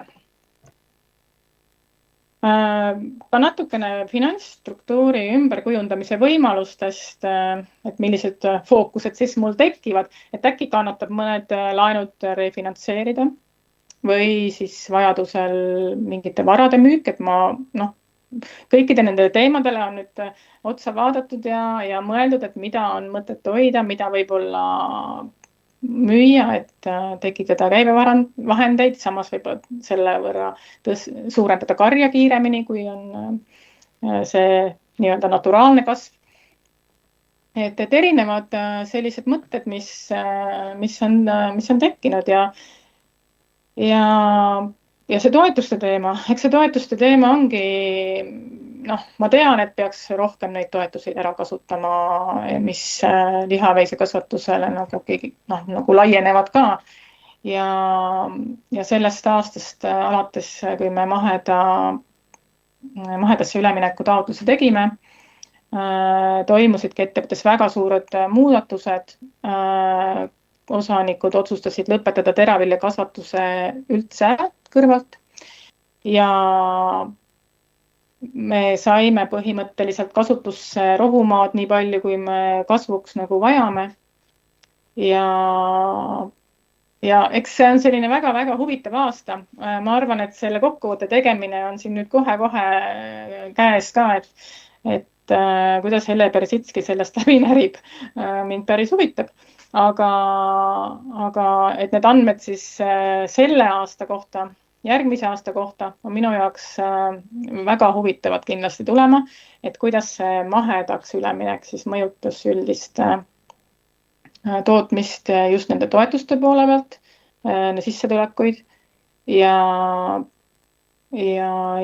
kuidas, sest et lisandväärtuse loomine oma toote või jah, tooteks saab ju nimetada, eks, veised, et see käib aastate lõikes kogu aeg niikuinii, et seda mina ei jäta kuskile kellegi teisi teha, et ma üritan suhteliselt maksimumi saada peaaegu et igast oma veisest ja et saada nagu veel paremaks seda tootlikkust, seal on nagu väikene mänguruum, aga just võib-olla vaadata nagu uusi suundi, mida jälle 2000 eelmisest aastastki juba natukene sai kombatud, kas aretusmaterjali müük oleks nagu üks variant. Ja mitte siis nagu elusloomana, sest et pikemas perspektiivis ma arvan, et liiguvad need trendid ikkagi selles suunas, et ka Eestist müüakse aretusmaterjali rohkem välja nii-öelda kõrre sees, et tõulamakasvatajate ühistu seda väga tublisti on viljelenud aastaid, aga farmidest otse aretusmaterjali müük, siis kas siis sperma või mittemahedate puhul siis ka embrüode müük, praktiliselt ei toimu. Aga miks mitte ei võiks seda teha? Ja liha, bränditud liha, Aberdeen Angus number 1 veiseliha bränd. Selles mõttes, et selle najal annab nagu rahulikult liugu lasta, kui on endal hea kvaliteediga liha tootmine põhimõtteliselt laudas, siis ei ole nagu mingeid takistusi see turule paisata. Lihtsalt jällegi tuleb natukene siis keskenduda kas otseturustamisele või koostööle, et otsida turgusid siis väga kvaliteetse liha ekspordiks või seal on mida teha, aga eks neid kõiki asju on natuke ka juba proovitud ja natukene saadud oma vitsad kätte ka ja aru saadud, et ega siin Eestis on väga keeruline midagi teha, kui need mahud on väga väikesed. Koostöö eestlaste vahel on selline triki teema, et selle loom kui selline, kõigil on erinevad söödabaasid natukene ja loom on geneetika on erinev ja see toodang lõpuks, mis tuleb, see kvaliteet on varieeruv ja see ongi okei, sellepärast, et meil on väga palju erinevaid loomakasvatajaid, väga erinevaid tootmistüüpe, väga erinevad tootmistingimused, rohumad erinevad, juba see Eesti piires on niivõrd varieeruv, et ongi raske pakkuda piisavalt suuri mahtusid, siis mida võib-olla eksporti pakkuda, mis olekski see kvaliteet oleks nagu ühtlane ja selle nimel me siin kõik töötame lihaveisekasvatussektoris, et seda kuidagi saavutada ja mida rohkem tegelikult on kaasatud, et natukene võib-olla keskmisest suuremad karjad, siis hakkab sealt ka midagi vaikselt tekkima, et tulevikus saada siis lihaveise kasvatus ettevõtlus ka tasuvaks, mitte liiga toetustest sõltuvaks ja eks tehakse ka ma ei saa öelda igapäevaselt, aga pidevalt tööd selles osas, et Eesti inimese liha tarbimisharjumused natukene muutuksid, võib-olla veiseliha sõbralikumaks. Ja otseturustamine aitab väga hästi sellisel puhul kaasa ja eks see on nii nagu igal eestlasele oma mesinik kunagi oli selline loosung, siis mina hõiskaks hea meelega välja, et igale eestlasele oma lihaveise kasvataja, kus ta oma kappi täita saab kvaliteetse kohaliku veiselihaga, et mis me seda kasvuhormooni täis Lõuna-Ameerika veiseliha ikka siin tarbime, kui meil on endal palju parem rohumaadelt võtta. Et ei oskagi muud öelda selle teema lõpetuseks, kui see on nagu päris põnev teekond koos Fadeniga läbi vaadata need andmed ja neid analüüsida. Mina selle analüüsi vastuste saades ei ole olnud üllatunud, aga see võrdlus teistega on alati huvitav. Ükskõik, mis teemal see siis on see majandustulemused või on need loomade juurdekasvud. See on alati huvitav ja motiveeriv ja seda peaks lihtsalt rohkem tegema. Ja mina isiklikult kutsun küll, kes nagu kahtleb, et kas esitada enda andmeid või mitte, siis igal juhul esitada. Selles mõttes, et paneb mõtlema, natuke laiemat pilti nägema ja kindlasti saab sealt enda jaoks ka väärtuslikku tagasisidet, et milles oled sa grupis nagu parem, millega sa võib-olla enam pingutama liiga palju ei pea. Samas teemad, et kus nagu võib-olla peaks rohkem pingutama, et ma ei tea, aitäh kuulamast. Ma olen valmis küsimustele vastama, kui ma oskan ja enda kogemuse jagamine oli eesmärk. Ma loodan, et ma tegin seda nagu ootuspäraselt. Ja Sanna, suurepärane, lihtsalt tõesti suurepärane, suur aitäh sulle, et sa olid nõus oma kogemust jagama, et minu arvates just need kliendi, meile Maaelu Teadmuskeskuse vaatest nagu kliendi kogemus või tootja, põllumajandusettevõtja kogemus, selline vahetu jagamine on lihtsalt üli väärtuslik. Et ühelt poolt see, et kindlasti on siin mitmeid tootjad, kes meid praegu kuulevad või järel kuulevad, eks ju, et nad saavad ka mõtteid, aga ka see, et meie oma uuringute läbiviijad saavad sellist vahetut tagasisidet, et see oli nagu, ma lihtsalt tahan seda öelda, et seda oli nagu imearmas kuulata, et sa ütled, et minu andmekogu ja Helle ja kordasid seda nagu korduvalt, et nagu lihtsalt vahva. Et ma näen, et siin ei ole nagu mingit konflikti vahel, et miks ma seda pean tegema või et sa tõesti näed temas partnerit. Ja teine, see sinu kommentaar, et see aruanne on tõesti olnud nagu alati sulle kerge põnevus, et kuidas sulle või sinu ettevõttel läheb, on ju, ja pluss, et see on motiveeriv, see on huvitav, et lihtsalt suurepärane neid sõnu kuulata. Mul on omal mõned küsimused, aga meil on tulnud siia vestlusaknasse ka Targolt üks küsimus, kommentaari küsimus, eks ju. Et 140 hektarit maad ja 100 poegivat amme on väga intensiivne tootmine. Seega circa 250 lihaveist kokku. Kui suur on läbi aastate ostusöötade osakaal?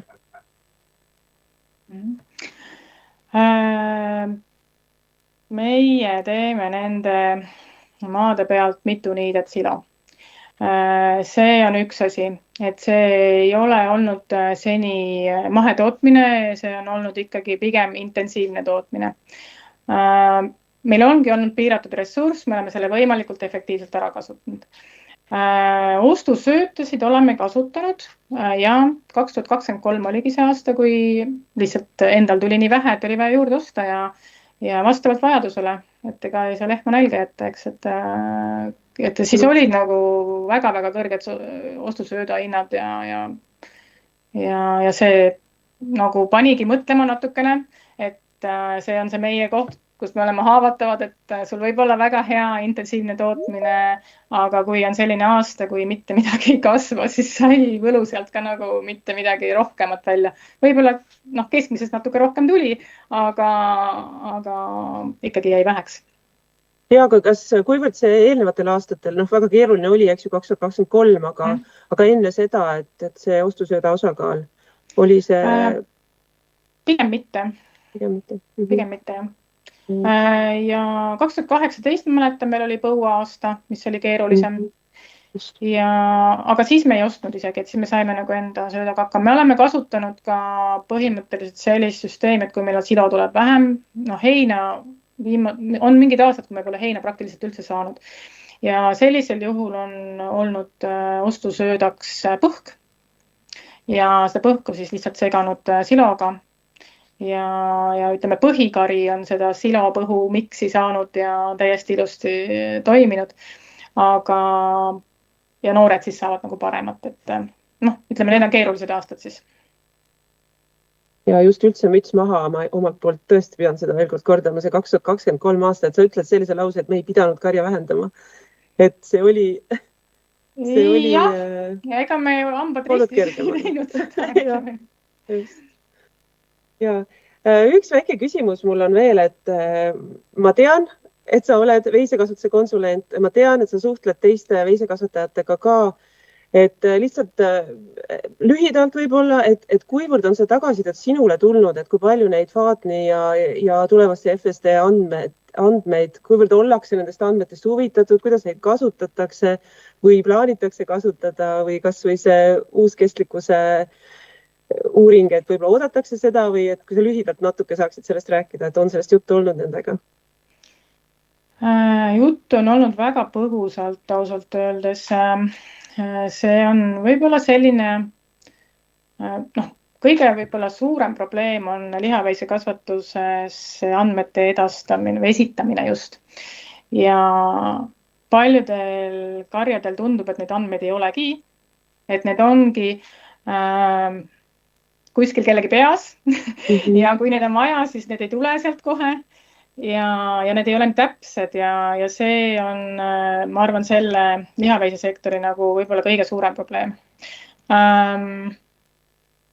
See oli ka nagu tõuge mulle, et kuna ma tean, et ma ise nagu aruandlust teen osanikele väga detailselt, siis mul olid need andmed kõik olemas, mul oli lihtne nagu sinna minna, et palun võtke mu andmed ja umbes tehke, mis vaja.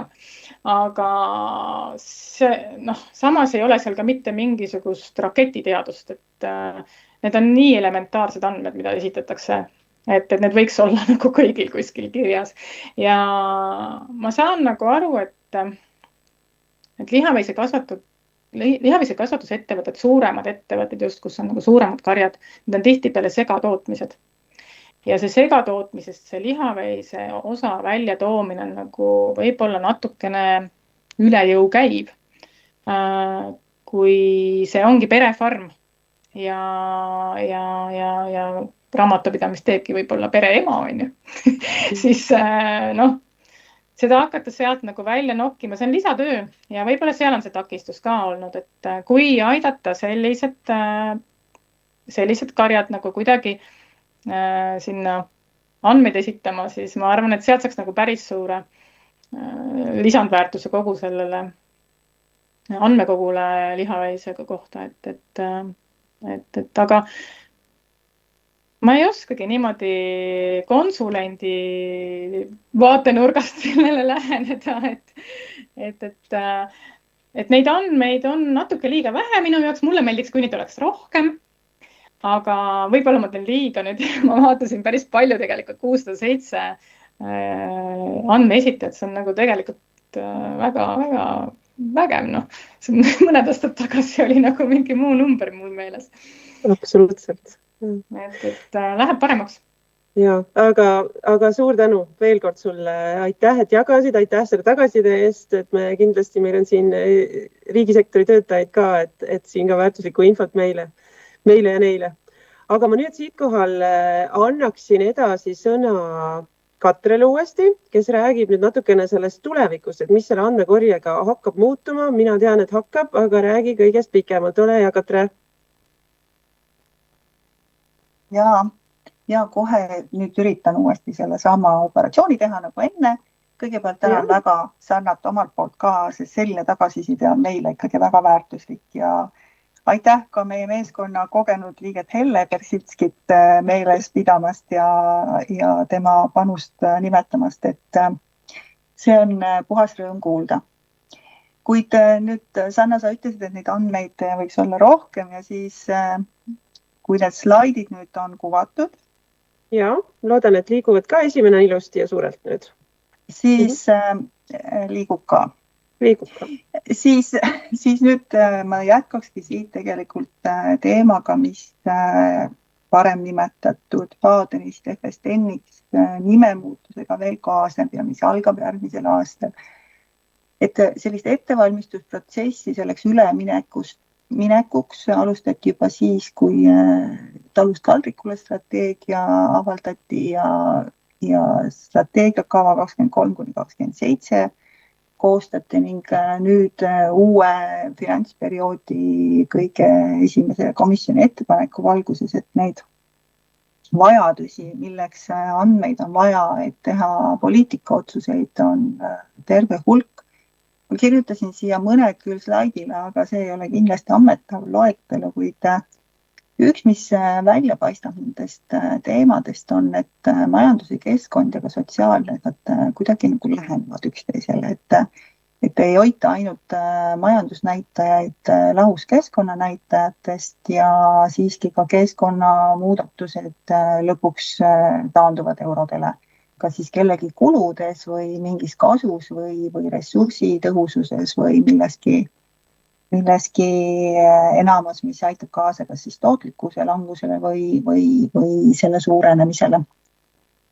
Ja muidugi, nagu ma ka enne ütlesin, meie peamine andmekasutaja on ju Euroopa Komisjon ja Regionaal- ja Põllumajandusministeerium ja kui me nüüd teame, et meil on otsetoetustena alates 28–34 perioodil kasutada ligi 1,59 miljardit eurot Euroopa poole pealt raha, siis et selle raha jaotusel meie enda põllumajandustootjate vahel on väga suur ootus Baden andmetele, nii et kõik, kellel on võimalik siis panustada sellesse andmekorjesse, ja neile kõigile me oleme väga tänulikud ja me oleme ootel meiega liituma, siis neil on see võimalus tegelikult kujundada seda poliitikat, et need andmed on aluseks, mis aitavad otsuseid teha. Ja samal ajal, kui need vajadused muutuvad veel ka lisaks kontekst, et siin hulgas on see, et meie põllumajanduslikke majapidamisi jääb aina vähemaks, väiksemad lõpetavad, suured konsolideeruvad. Samas mahemaa laieneb, sagenevad erinevad ilmastikuolud, sisendihinnad tõusevad, laenuraha kallineb, kõik see, mida ka Sanna enne viitas, et kulude kasv on, kuid toodanguga me peaksime siiski suutma ka oma elanikkonna lõpuks ära toita. Et kõik need sellised vajadused ja konteksti muudatused siis on viinud selleni, et me lisaks Baden majandusandmetele ja tootmisandmetele hakkame edaspidi rohkem rõhku panema ka keskkonnanäitajatele ja sotsiaalsetele näitajatele. Ja nüüd 2022. aastal Euroopa Komisjon tegi ettepaneku siis Badenit ümber kujundada FSTN-iks ja 2024. aasta lõpuks jõuti nii kaugele, et lepiti kokku teemad, millele uus fookus seada. Kuigi endiselt valimi koostamisel lähtutakse sellest, et võetakse aluseks tootmistüüp ja ettevõtte majanduslik suurus, nii nagu ta praegu on olnud. See küll mõnes mõttes võib uutele näitajatele seada piiravaks selle, et kuivõrd nad on laiendatavad üldkogumile, kuid siis me lihtsalt kasutame alternatiivina selle valimi näitajaid, et ikkagi iseloomustada seda üldkogumit.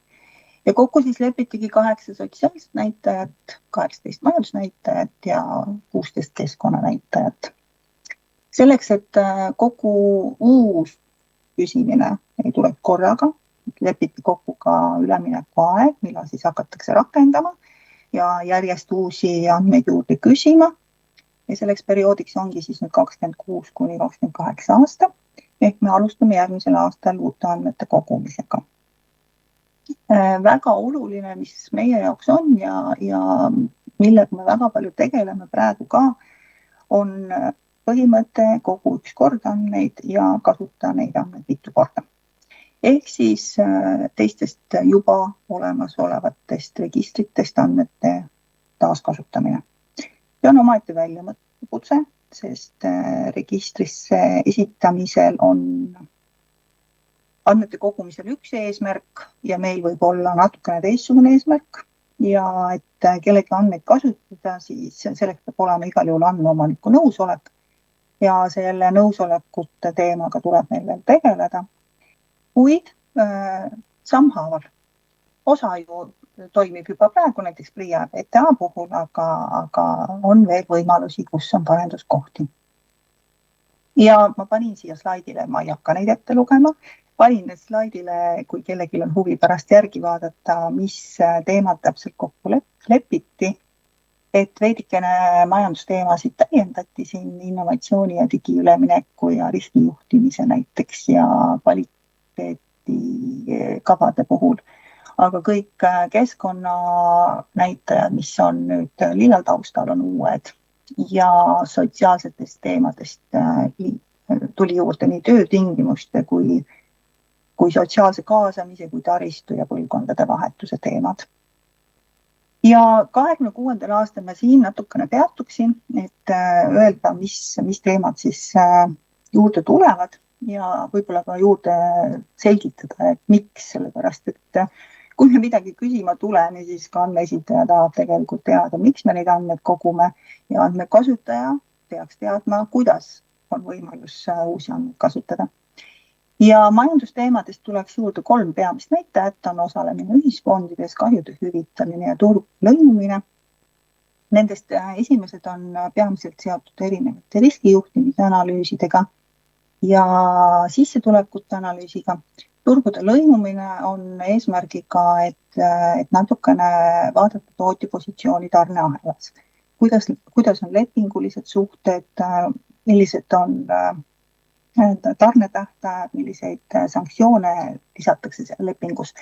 Ükski küsimus ei ole nii detailne, et ta läheks ettevõtte ärisaladuse kallale.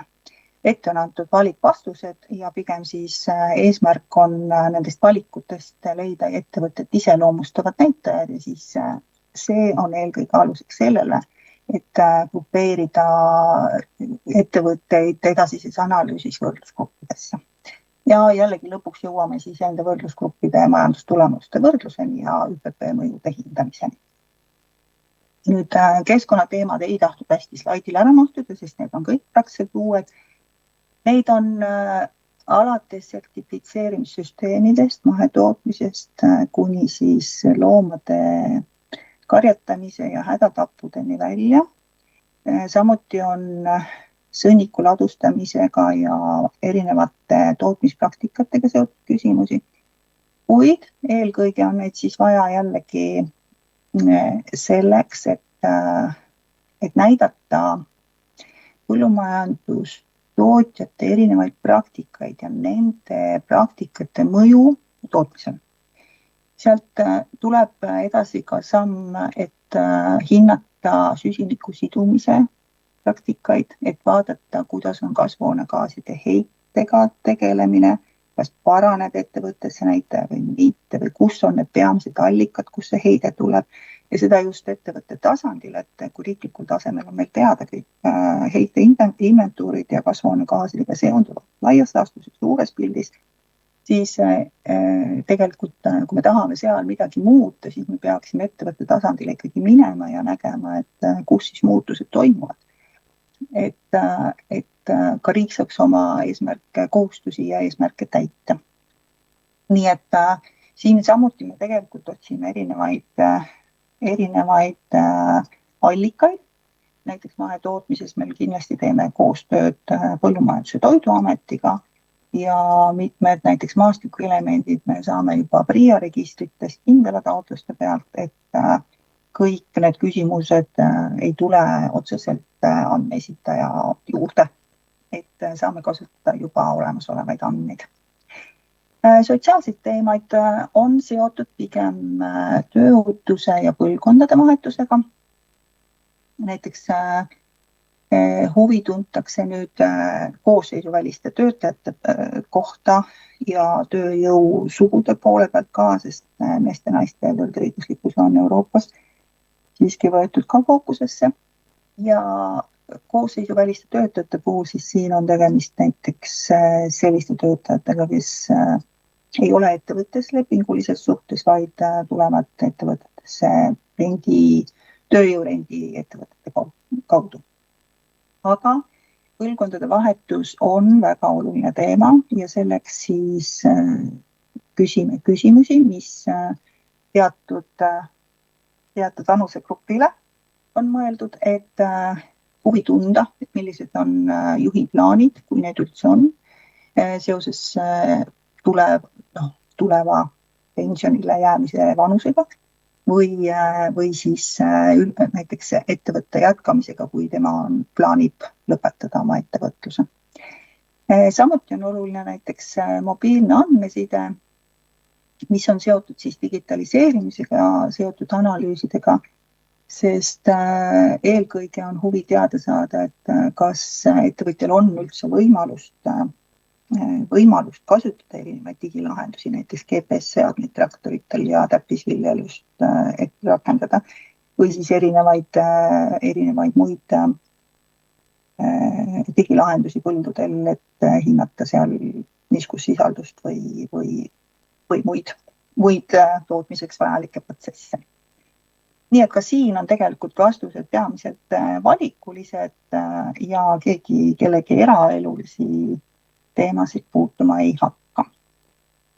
Ning nagu enne ütlesin, siis andmete taaskasutus on väga oluline ja me tegeleme sellega tõesti, meil on juba väga head koostööpartnerid PRIAs ja Põllumajandus- ja Toiduametis, samuti me kasutame avaandmeid äriregistrist ja riigiabi ja vähese tähtsusega registrist, samuti jõudluskontrollikeskusest. Meil on läbirääkimised praegu Eesti Statistikaametiga, et ka nendega hakkaks andmevahetus toimuma, sest ka meil on näiteks selle sõnnikuhoidlate tüüpide kohta, näiteks neil on struktuuriuuringuga andmed olemas, et me saaksime ka nendega andmevahetuse tööle. Kuid siin on jällegi oluline, et alati peab olemas olema andmeesitaja nõusolek. Et ilma selle nõusolekuta me neid andmeid ei kasuta.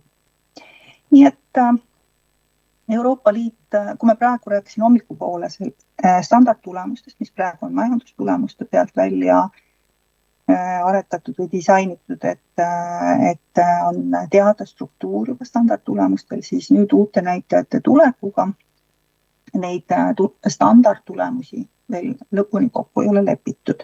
Kuid alustatud on ettevõtte tasemel kasvuhoonegaaside heite tööriista koostamisega, mis siis võtab arvesse neid andmeid, mis me andmevõrgu töös kogume.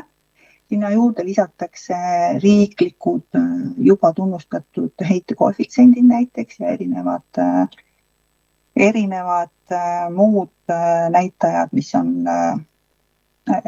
on sarnase lähenemisega, kui on riiklikus inventuuris. Ja siis kuvatakse selle alusel ettevõttele tema kasvuhoonegaaside heite allikad, erinevad lämmastikuvood näiteks ja siis, et millisest tootmistsüklist, mis heide võiks tulla, siis tegelikult tõenäoliselt edasises tagasisides võib olla väga kasulik tööriist kõikidele ettevõtjatele. Aga seda meil veel ei ole ja laialti veel jagada ei ole saanud, aga järgmisel aastal tõenäoliselt juba küll. Nüüd üks muudatus oli meil veel sellel aastal üsna värskelt, et Maaelu Teadmuskeskus läks üle 1. oktoobril teenuspõhisele juhtimisele ja meie andmevõrk on nüüd siis maamajanduse andmeteenuse FSTN odateenus. Mis on meie teenuse eesmärk? Koguda andmeid, et pakkuda teavet. Täna me sellega alustasime selles veebiseminaride jadas, kuid me oleme seda ka varasemalt teinud kogu aeg oma kogumike avaldamisega ja edaspidi siis aina enam. Ja see teave ei ole mitte ainult niimoodi, et me korra aastas tahaksime kellelegi pressiteate välja saata, vaid julgustan teid kõiki huvi tundma ja küsima, kui on analüüsi vajadust, sest andmed ongi selleks, et neid kasutada. Et kui enne oligi küsimus, et kes neid andmeid kasutab, siis tegelikult seda võiksid teha kõik põllumajandustootjad. Ja kes meie teenuse osapooled siis ongi põllumajandustootja on meie keskmes, sest tema on meie peamine kasusaaja lõpptulemusena, sest ÜPP võiks ikkagi kõige rohkem neile huvi pakkuda ja kasutoetustest on põllumajandustootjal kõige suurem. Kuid nii ministeerium kui Euroopa Komisjon endiselt kasutab neid andmeid ÜPP seireks ja hindamiseks ja ka kujundamiseks. Meie andmete taaskasutamise allikad ja koostööpartnerid on PRIA, Statistikaamet, Põllumajandus-Toiduamet, äriregistril ja kõik need, kes eelneval slaidil. Ja me tahaksime rohkem ja rohkem kaasata erinevaid põllumajandusnõustajaid. Et kui Sanna siin enne rääkis, et ta ise töötab ka konsulendina, siis ta loeb seda meie saadetud tagasisidet ja ikka tekib küsimusi, millele Helle saab aidata vastata, siis kõikidel ei ole sellist head tuge võib-olla kõrval ja seetõttu ka meie saadetud tagasiside võib jääda teinekord pigem lauasahtlisse. Mistõttu julgustan kõiki nõustajaid, kui teid ka kuulajate hulgas on, vaatama oma ettevõtetele saadetud tagasisidet ja aidata sealt välja lugeda, mis nende tootmises võiks olla parendatud või mis juba on väga hästi. Nii et ma rohkem ei tahagi sellest tulevikust rääkida. Me järgmise aasta andmekogumist alustame aprillis ja seni me siis jagame lisainfot tootmistüüpide kohta. Nii et siit minu poolt aitäh. Suur tänu sulle veel kord, Katre. Väga oluline informatsioon. Ma arvan nendele, kes juba andmeid on jaganud teiega, kui ka need, kes plaanivad, kui ka nõustajatele, riigiametnikele ja nii edasi. Nüüd ma vaatan, et meil on natukene aega küsimusteks, et kaks küsimust näen siin on tulnud. Üks küsimus selline, et tundub, et kogutavaid andmeid tuleb juurde, sealhulgas neid, mis ei ole toidu tootmisega seotud. Milline tuleb koormus andmete esitajatele ja kas neil säilib ka tahe andmeid esitada selles olukorras? Mis sa arvad? Väga hea küsimus, tõesti. See nimekiri oli muljetavaldav, mida ma siin näitasin. Küsimused tulevad juurde, aga nende maht ei kasva proportsionaalselt nende arvuga võrreldes sellega, mis praegu on. Ja me omalt poolt ju püüame leida kogu aeg teisi andmeallikaid, et mitte tulla kõike küsima. Nii et proovime selle tasakaalu ikkagi leida selle ajakulu osas, mis andmete esitamisele kulub. Me anname omalt poolt parima, et seda ajakulu vähendada. Ja ma väga-väga loodan, et see motivatsioon säilib just tänu sellele, et me saame anda ka keskkonnaalast tagasisidet lisaks majandusnäitajatele. Ja võib-olla ka, mis puudutab, ma tean, et on erinevaid kasvuhooneheite arvutamise tööriistu juba Eestis olemas, räägimata Euroopa Liidust ja maailmast. Kuid kui me tahaksime näiteks hinnata jällegi ettevõtte tasemel heite arvutust ka teistes Euroopa Liitudes sarnases tootmistüübis, siis see arendatav tööriist on kindlasti üks vahend, mis sellise võrreldavuse tagab. Sest tihtipeale on erinevate tööriistade ülesehitus erinev ja see ei pruugi anda võrreldavat tulemust, kui me tahaksime näidata, et meie teeme paremini või et meil läheb juba hästi. Nii et ma loodan väga, et hind ei rauge. Ja, et samad kommentaarid siit, aga mulle endal on ka üks väike küsimus, mis on tegelikult sisult suur, ma ütleks, ja haakub eelmise küsimusega. Et nüüd eelmise aasta lõpus välja tulnud see väikeste ja keskmise suurusega ettevõtete ESG standard, see abimaterjal, vabatahtlik, mida saab eeskujuks võtta siis vabatahtliku aruandluse tegemisel.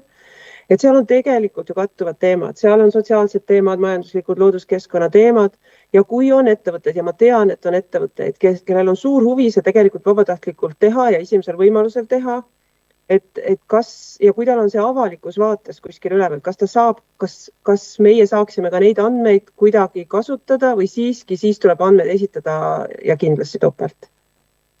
Me kindlasti vaatame kõikidesse sellistesse andmestikesse sisse, sellepärast et detailid, et kas see definitsioon katab meie vajadused ja kas andmed on ühtlustatud.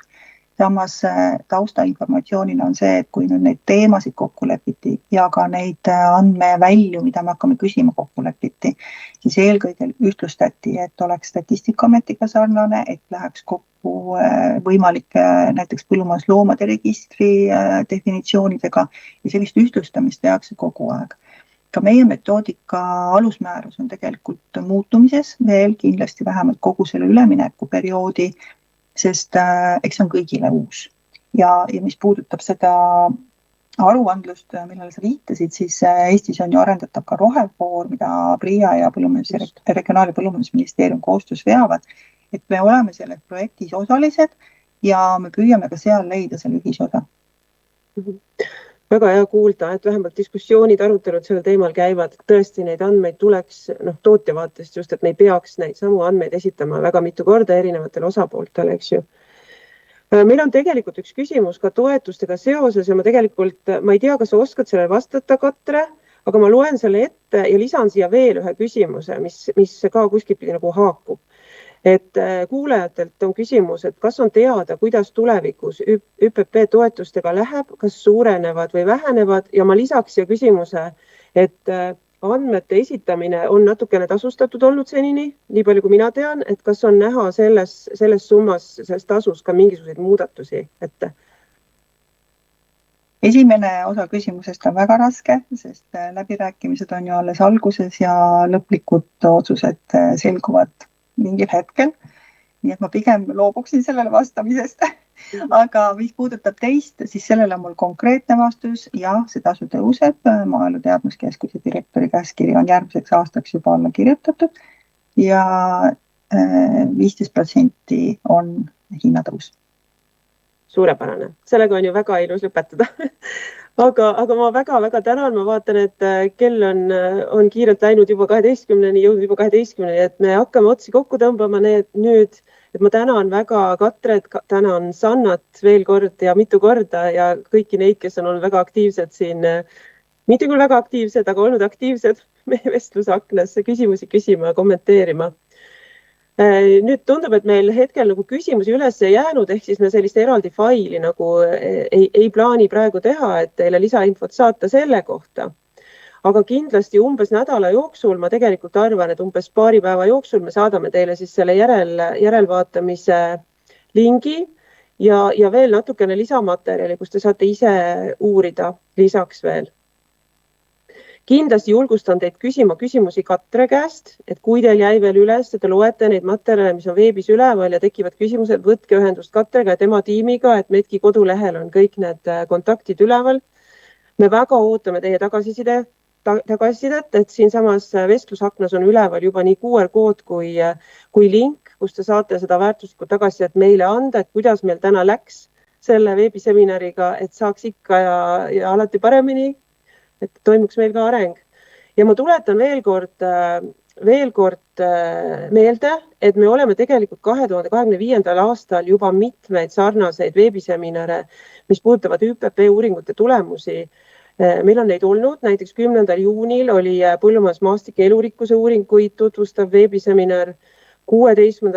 septembril oli riskijuhtimisega seotud, ehk siis maamajanduse teema jälle, uuringute tutvustus, 18. novembril oli mullastiku teemad ja siis täna oli tugevalt fookuses siis FADN ja FSTN. Et kõik need veebiseminarid meil on salvestatud ja need on üleval meie maainfo.ee kanalil, pik.ee kanalil ja ka Medki kodulehel osad neist vähemalt. Saadame infot ka, kui on vaja, kui üles ei leia. Ja uuel aastal me kindlasti jätkame sarnaste veebiseminaridega ja ma tõesti loodan, et Maaelu Võrgustik saab ka siin veel kaasa aidata nende korraldamisel. Ja nagu öeldud, salvestuse saadame umbes nädala jooksul. Ja ega siin muud polegi, kui ma väga-väga tänan teid kuulamast, osalemast ja tänan ka Eerikut ja Liinat, kes on seal kuskil kaamerate taga meid kõike siin aidanud, et uute kohtumisteni ja kena jõuluaega teile, kõike head!